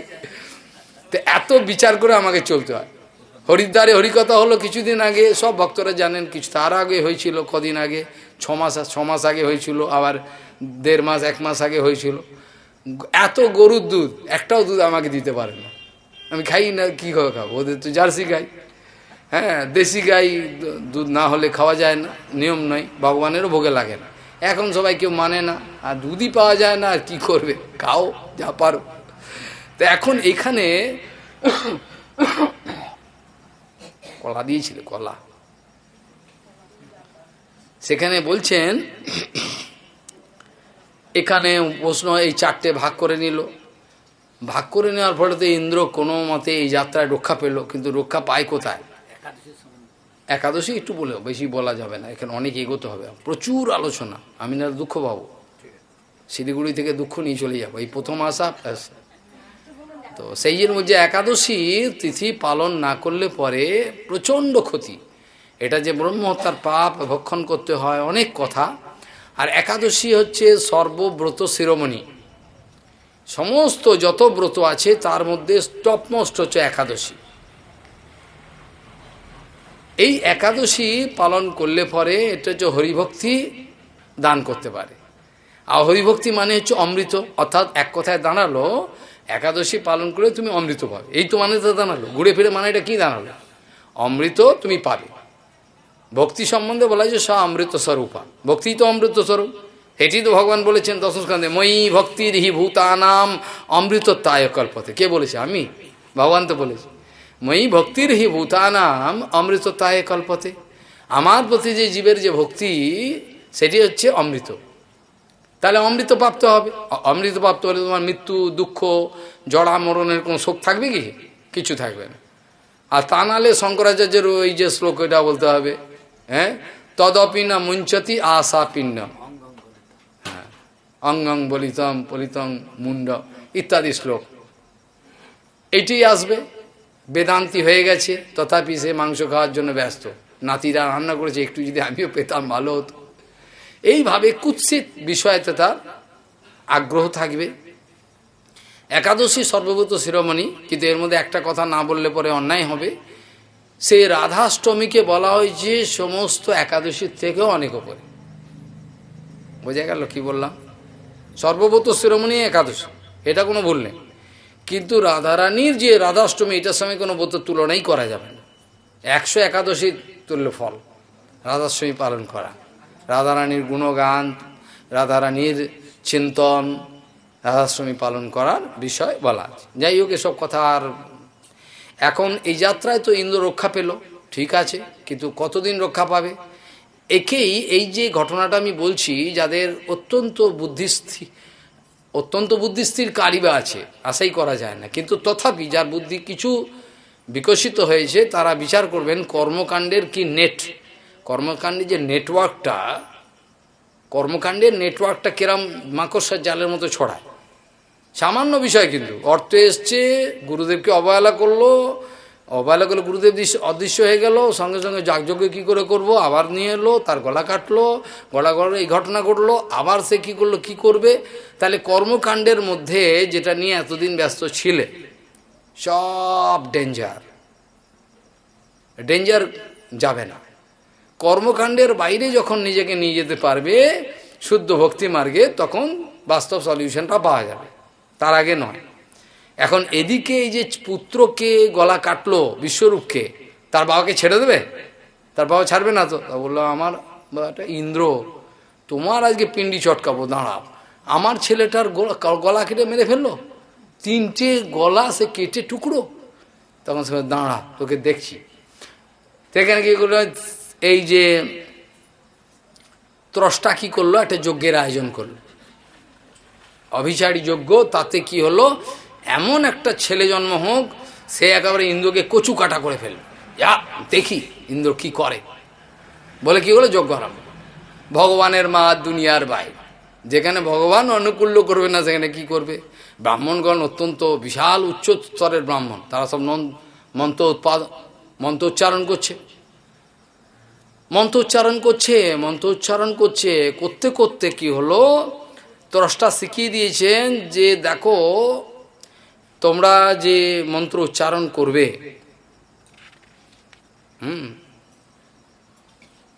মন্ত্র উচ্চারণ করবে, এই মন্ত্র উচ্চারণ হচ্ছে, এখানে মন্ত্রের মধ্যে ভুল হয়ে গেল। তার আগে একটা কথা আমার বলা হলো না, সেটা হলো এই, বিশ্বরূপকে বাস্তবিক পক্ষে এই যে আনা হয়েছে, ওষুধদের সঙ্গে লড়াই আদি, এতে কোনো নিজের সিকিউরিটি পাচ্ছে না, কারণ একে গুরু কৃপা নেই, গুরু তো চলে গেছেন। বিশ্বরূপকে আনার পেছনে একটা গোপন রহস্য ছিল এই, যে তার থেকে গোপন ভজনের কিছু পাওয়ার নিয়ে নেবে, শক্তি। বোঝা গেল? এটা আমি বলতে এড়িয়ে গেছিলাম, এটা বলা দরকার। সেখানে উদ্দেশ্য ছিল যে তাকে দিয়ে যাগযজ্ঞ তো করাবো, আর তার সঙ্গে সে যে নারায়ণ কবচ তার কাছে আছে, সেইটা লাভ করব। সেইটা আমি ত্রষ্টা লাভ করেছিল, কার থেকে? দধিচির থেকে। সেইটা লাভ করব, আর লাভ করে আমাকে আর কে মারতে পারবে, এইরকমভাবে দেখা গেল তার বিচার ছিল এইভাবে, আমি নারায়ণ কবচটা লাভ করব। নারায়ণ কবচ লাভ করলে পরে সব সঙ্গে সঙ্গে কী হবে, তাহলে শক্তি পেয়ে যাবো, আমাকে কেউ মারতে পারবে না। এইভাবে ইন্দ্ররাজকে করুণা করে এই আমাদের ত্রষ্টানন্দন বিশ্বরূপ দিয়েছিলেন। পরে তো এই ঘটনাগুলো গলা কাটলেন, সে তো পরের কথা। সেখানে বিশ্বরূপ উবাচ বলছেন যে, রাজুবাচ জয়াগুপ্ত সহস্রাক্ষ সাবাহান রিপুসৈনিকান কিরণ্যীব বিনির্জিত্য ত্রৈলোক্যাভুজে শ্রিয়ম ভগবন সন্মক্ষায়ী বর্ম নারায়ণাত্মকম यथा तो ताइनः শত্রুণ যেন গুপ্ত অজয়ত মেধে। এইভাবে বলতে আরম্ভ করলেন। বিশ্বরূপ এবার সমস্ত যখন এই প্রশ্ন করলেন, তখন বিশ্বরূপ ভালো করে এই নারায়ণ কবচ বলতে আরম্ভ করলেন। নারায়ণ কবচ বলতে আরম্ভ করলেন। শ্রী বিশ্বরূপাচ ধৌতাঙ্ঘ্রি পানিরাচম্য সপবিত্র উদনমুখ কৃত সাঙ্গকরন্যাস মন্ত্রভ্যাম বাগয়ত শুচি নারায়ণ পরম বর্ম নারায়ণ পরম বর্ম সন্নিঝ্যেদ ভয়ম আগতে পাদয়োর্জানুরুরুর্বোদরে হৃদি অথোরসি।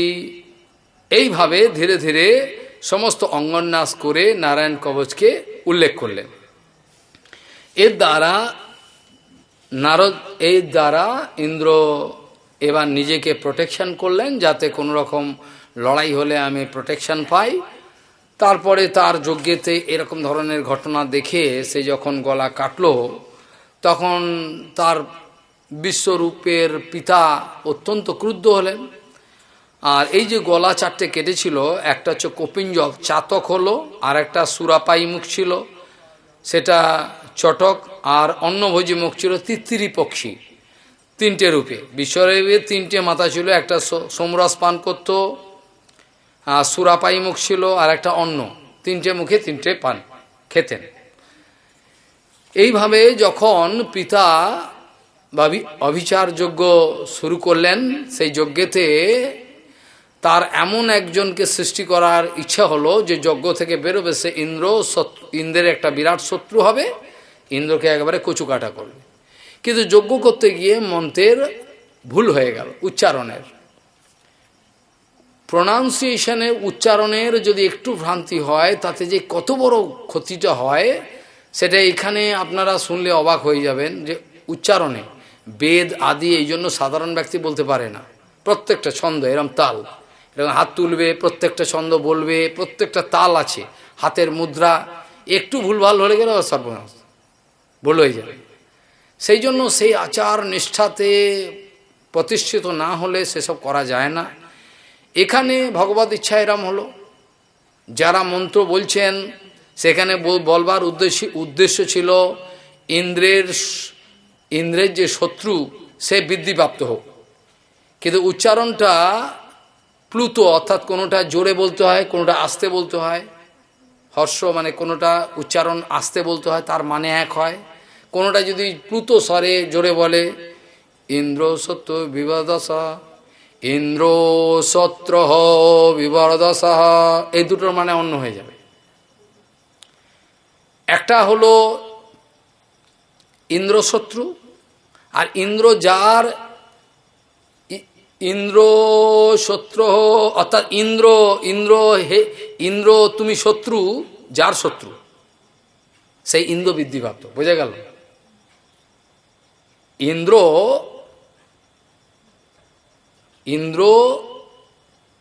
ইন্দ্র কাকে শত্রু মনে করবে?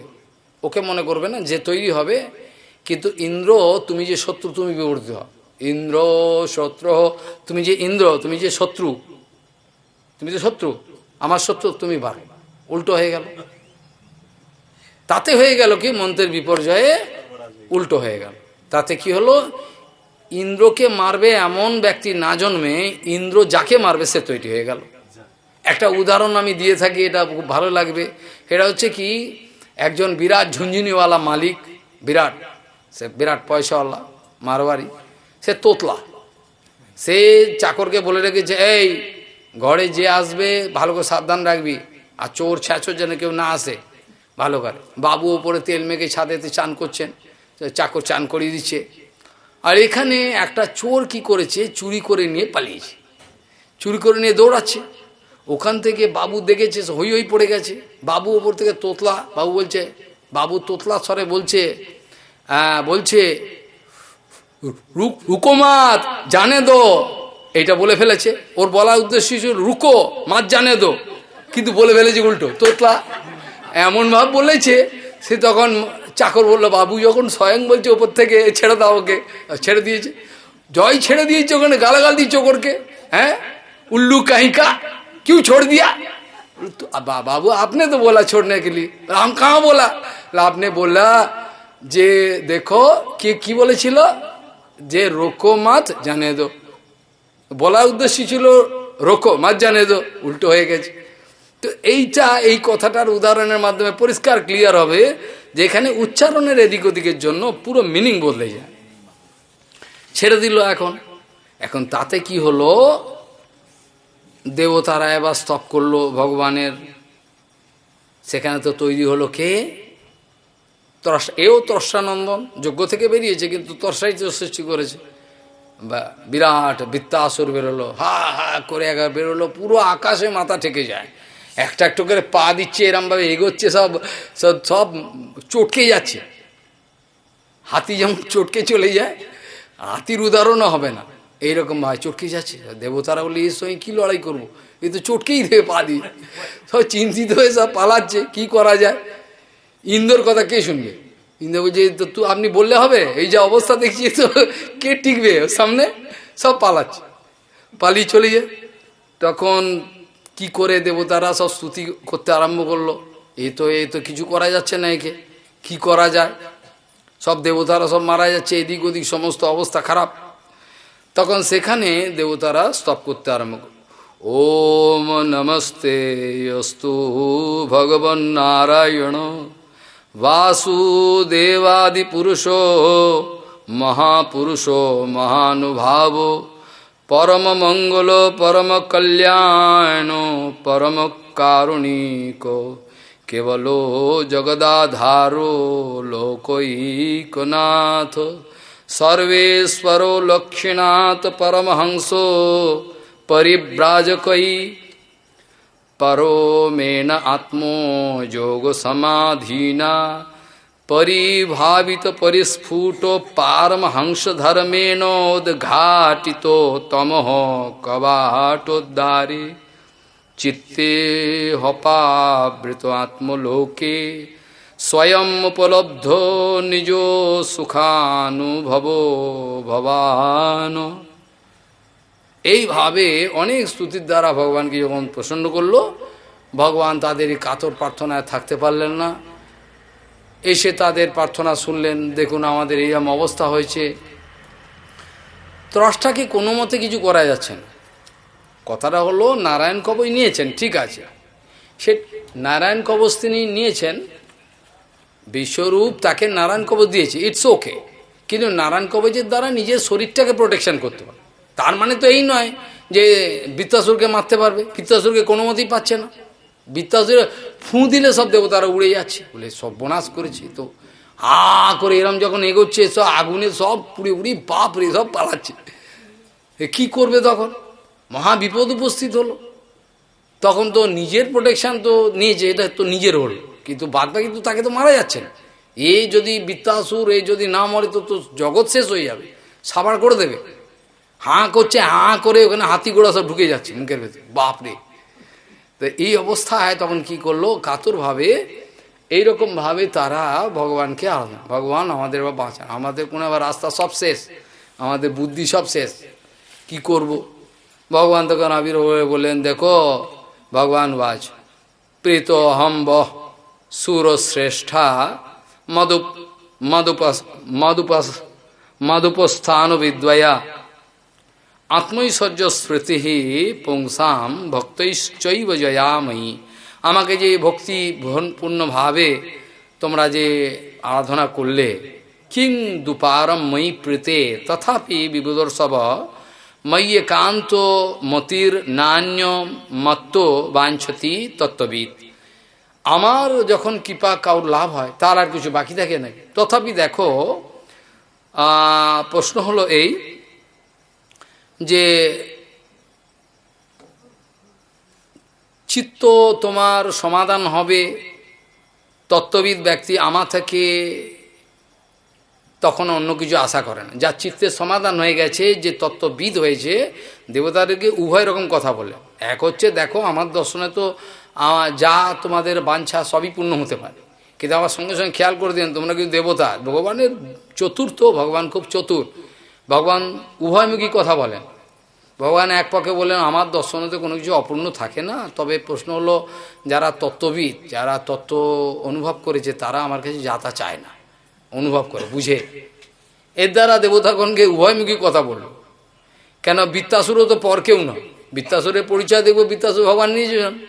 হ্যাঁ, ভগবান কালে কাকে নিজজন, তার যাই হোক। এবার তখন ভগবান বলে এক কাজ করো, তোমাদের তো সমস্যা দাঁড়িয়েছে, এক কাজ করো, ওই দধীচি মুনি আছে, দধীচি মুনির কাছে যাও, গিয়ে তাকে বলবে আপনার শরীরে হাড়গোড়গুলো দিন।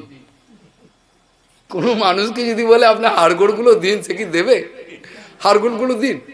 দেবতারা বললে আমরা গিয়ে হাড়গোড়গুলো চাইবো, এবার কেমন চাওয়া, কিছু একটা চাই, একটা আলাদা, সাক্ষাৎ আপনার হাড়গোড়গুলো দিন, এবার কি চাওয়া।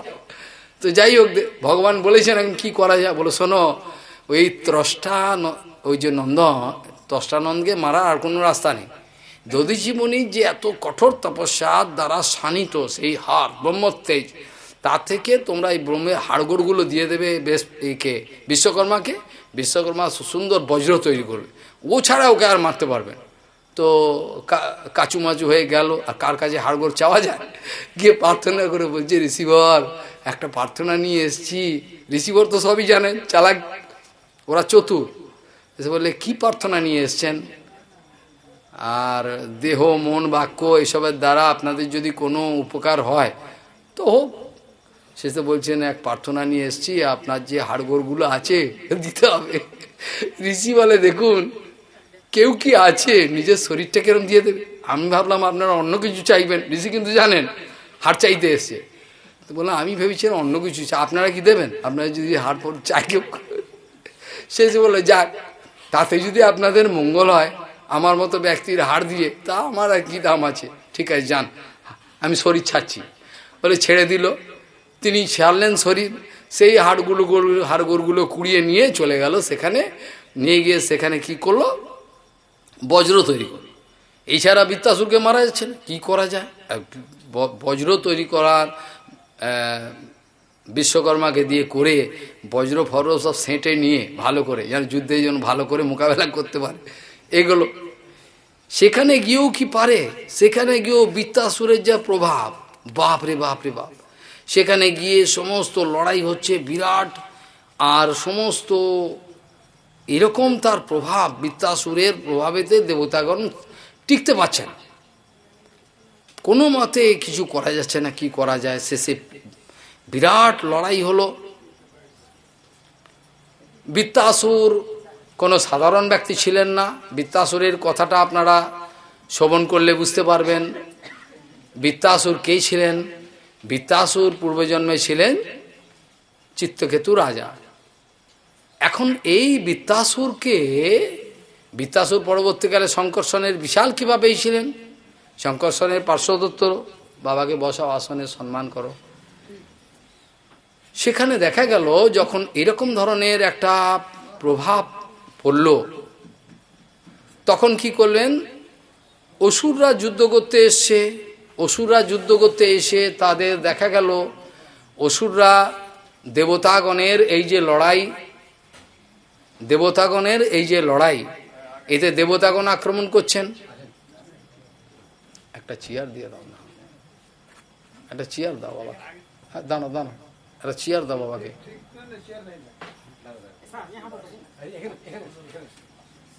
बाबा चेयर में विराजमान हो जाए।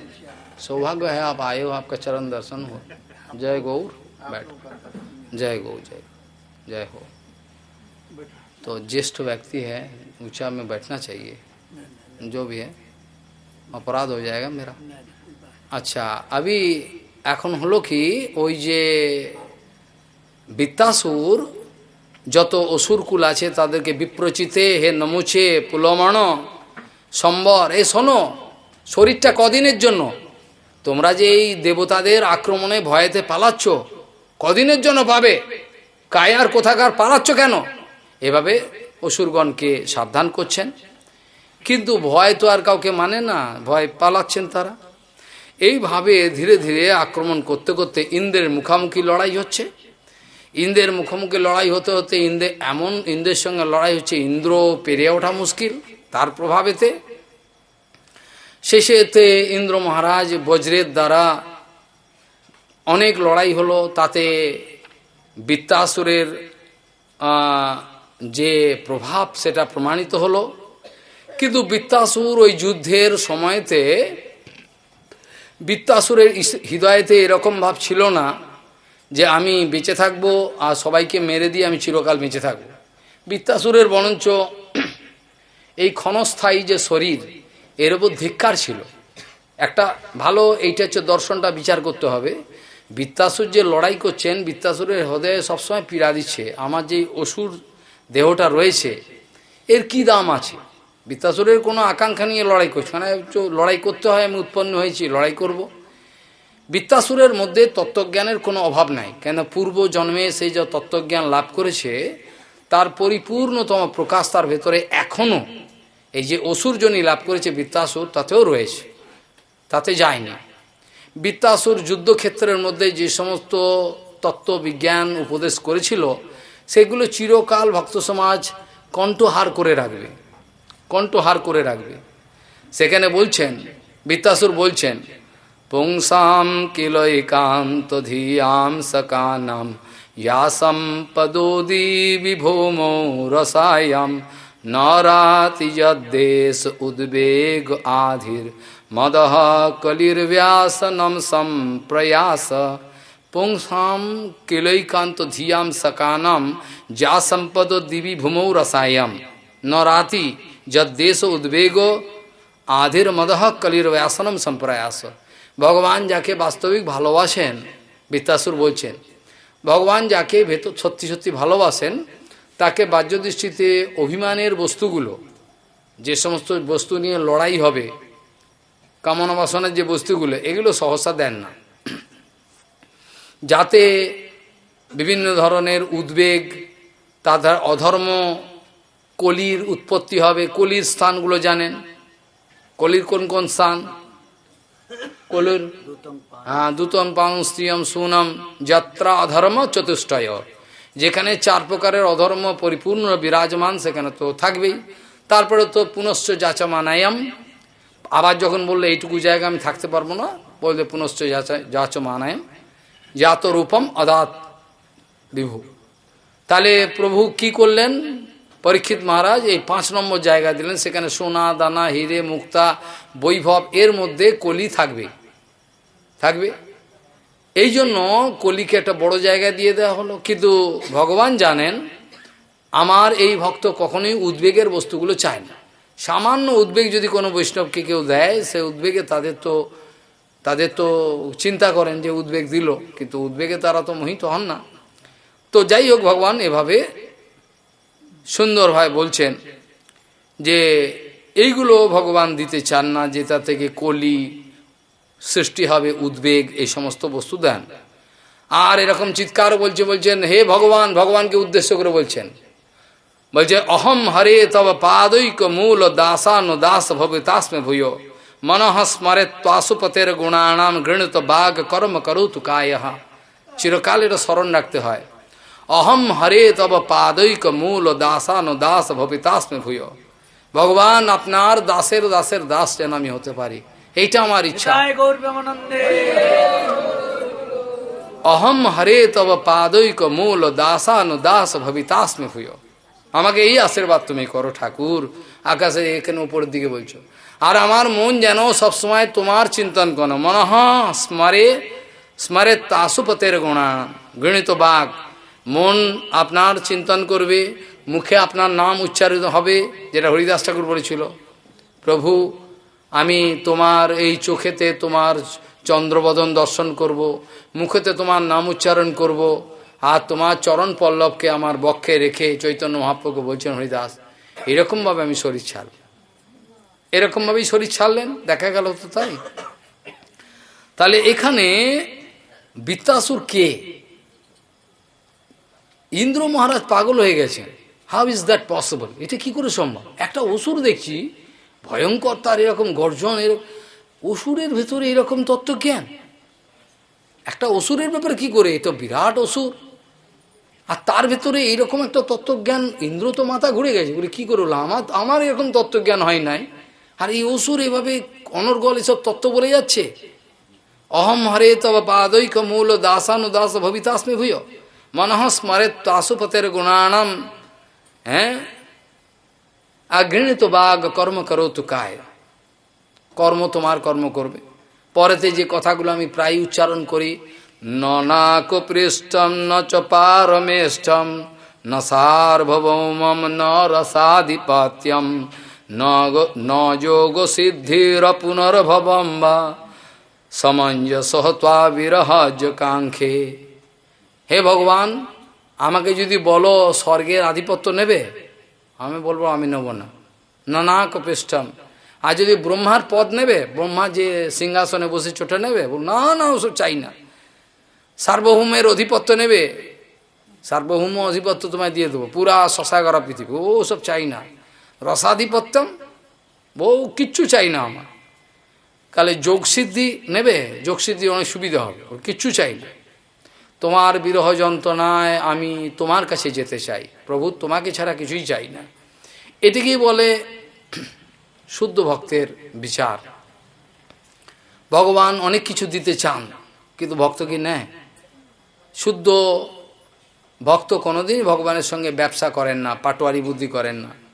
তারপরে যে কথা বলছেন, চিরকাল এইসব কথাগুলো কণ্ঠের হার করে রাখা উচিত। ভক্ত জীবন যেন চিরকাল, যে সম্প্রদায়ের হোক, যে সম্প্রদায়ের হোক, তার এই সিদ্ধান্ত, এটা চিরকাল এরকম হার করে রাখবে, হৃদয়তে রাখা উচিত। অজাত পক্ষৈব মতরম খগা স্তন্যম যথা বৎসতরা ক্ষুধার্থা প্রিয়ম প্রিয়েব ভূষিতম বিষণ্যা মনোহ অরবিন্দ আক্ষ দিদীক্ষেতাম দিদীক্ষতে তাম। ভাই অজাত পক্ষৈব মাতরম খগা স্তন্যম যথা বৎসতরা ক্ষুধার্থা প্রিয়ম প্রিয়েব ভূষিতম বিষণ্যা মনঃ অরবিন্দাক্ষ দিদীক্ষেতাম। হে প্রভু, তোমাকে দেখবার জন্য আমি কত কাতর হয়েছি জানো। যদিও জানি জড়জগতের কোনো উদাহরণ দেওয়া উচিত নয়, জড়জগতের উদাহরণ তো অপ্রাকৃত জগতে চলে না, কিন্তু করব কি, আমাকে জড় উদাহরণ দিতে হবে দিগদর্শন করতে। বলে যেমন একটা পাখির বাচ্চা হয়েছে, সবে ডানাগুলো এরম, পাখা ওঠেনি, চি চি করে কাঁদছে, কবে মা এসে তার মুখে একটুখানি কিছু দেবে, হেন চি চি করে কাঁদছে। অজাত পক্ষৈব মাতরং খগা, পাখির ছানাটা কাঁদছে, মা কবে আসবে একটু মুখে কিছু কিছু দিয়ে দেবে, যেটা সেই বাচ্চাটা খেতে পারে।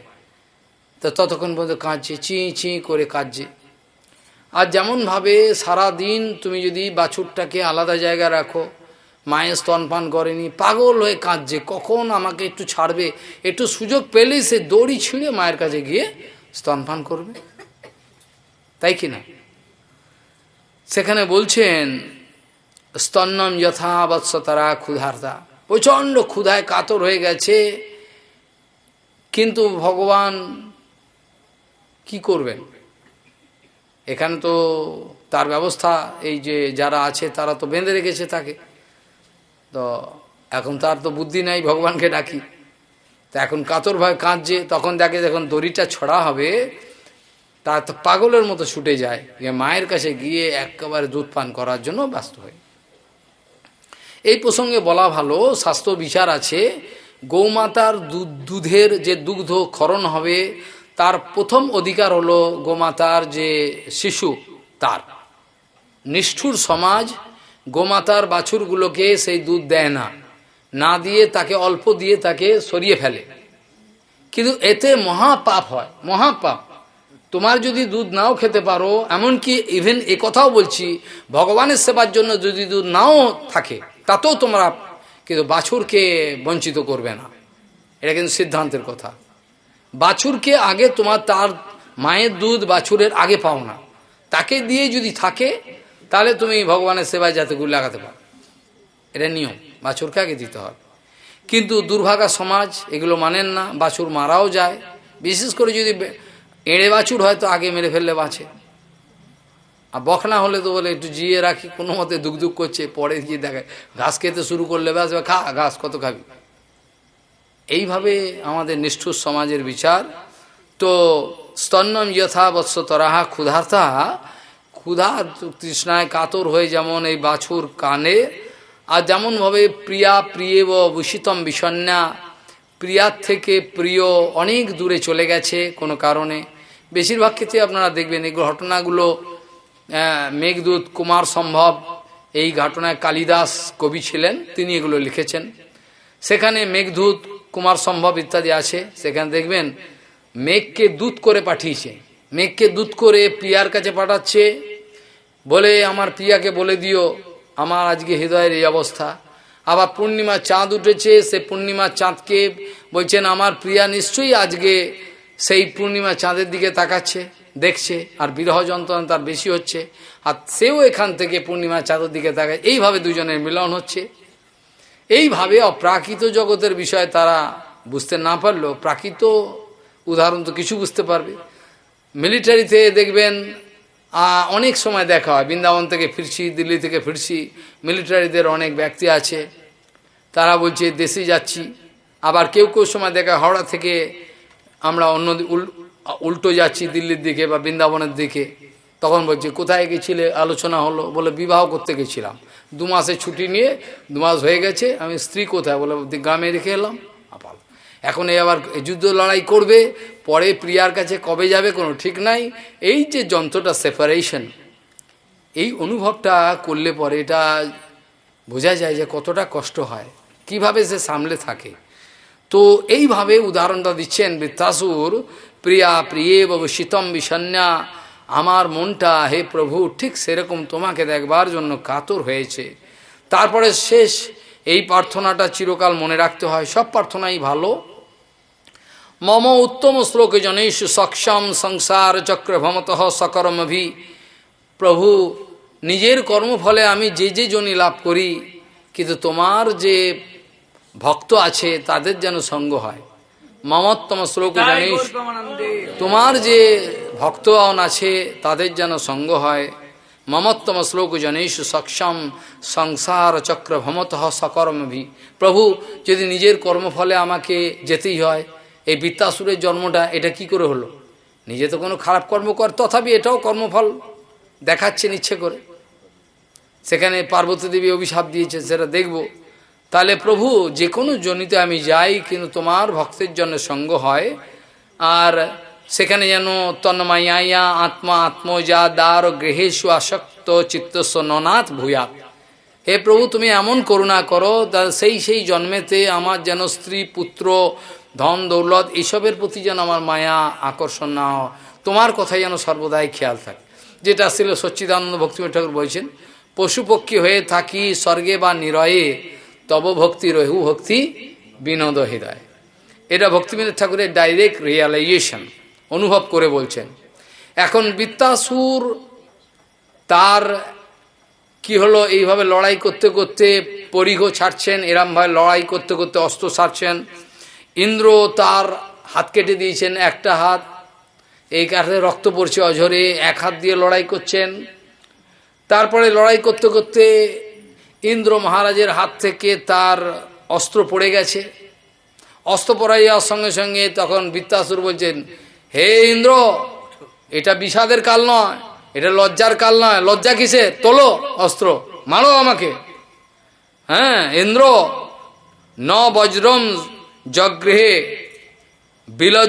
বিলজ্জতশ্চ্যুতম সহস্তাদ, হাত থেকে যে তোমার এই যে পড়ে গেছে, এটাকে লজ্জা করার কি আছে, এটা তো যুদ্ধ। হ্যাঁ, তমাহ বৃত্ত হর আত্মবয় জয়হি সশত্রুম ন বিষাদ কাল, আমি তো তোমার শত্রু না, আমাকে মারো, আমি তো মরতেই চাই। বৃত্তাসুর বলছে আমি তো মরতে চাই, আমি তো আমার মরা বাঁচা, বেঁচে থাকলেও ভক্তি করব, আর মরে গেলেও তো ভগবানের চরণে যাব, আরো সুবিধা হবে, ভালোই হবে। বৃত্তাসুর বলছেন এটা দুঃখের সময় নয়, তোলো অস্ত্র তুলে নাও, অস্ত্র তুলে নিন, মারো আমাকে। হ্যাঁ, যহি সশত্রুম ন বিষাদ কাল, এটা কি শোকের সময় নাকি, তোলো। এইভাবে অনেক সুন্দর সুন্দর উপদেশ করলেন, অনেক সুন্দর সুন্দর উপদেশ, যেগুলো চিরকাল ভক্ত সমাজে আলোচনা হওয়া দরকার। আমি সময়ের অভাবে বিশ্বাস কিছু করতে পারলাম না। ইন্দ্র এবার অবাক হয়ে বলছেন, মাথা ঘুরে গেছে। ইন্দ্র বলছেন, অহো দানব সিদ্ধ অসি যশোতে মতিরিদৃশি, এরকম বুদ্ধি তোমার কোত্থেকে হলো? দানব তুমি সিদ্ধ, অহো দানব সিদ্ধ অসি যশোতে মতিরিদৃশি, এরকম বুদ্ধি তোমার কি করে হলো? ভক্ত হো সর্বাত্মনাত্মনম সুহৃদম জগদীশ্বর, জগদীশ্বর ভগবানের প্রতি তোমার এইরকম ধরনের ভক্তি। তুমি অজেয় মায়া, মম মায়া দুরাত্মায়া, ভগবান গীতাতে বলেছেন। এই ভয়ঙ্কর এই মায়াকে কি করে এরম তুলি দিয়ে জয় করেছো? হায় হায়, ভবান অতার্ষিত মায়াম বৈ বৈষ্ণবীম জনমোহিনীম, সমস্ত জগৎকে মোহিত করে সেই মায়াকে তুমি জয় করে ফেললে। সে বলছেন ভবান অতর্ষিত মায়াম বই নিশ্চিতমেব, তুমি মায়াকে জয় করে ফেলেছো। বৈষ্ণবীম জনমোহিনীম, যে ভগবানের মায়াতে জগৎ হাবুডুবু খাটছে, সেই মায়াকে তুমি অনায়াসে জয় করেছো। হা হা হা, যদ বিহায় অসুরম ভাবম মহাপুরুষোত্তম গত, আজকে তোমাকে অসুরজনিত আমি দেখছি, তোমাকে তো আমি মহাপুরুষ মনে হচ্ছে, মহাপুরুষ বলে তোমাকে বন্দনা। বাইরের দৃষ্টিতে তুমি অসুর, কিন্তু আমি তো দেখছি তুমি মহাপুরুষ। তোমার চরণে ইন্দ্র ভক্তি স্থাপন করছেন। দেখুন কি অবস্থা। এইভাবে যুদ্ধ নিষ্পন্ন হলো। বৃত্তাসুরের গলা বজ্রের দ্বারা কাটতে অনেক সময় লেগেছিল। এই যুদ্ধ হয়েছিল নর্মদা নদীর তীরে।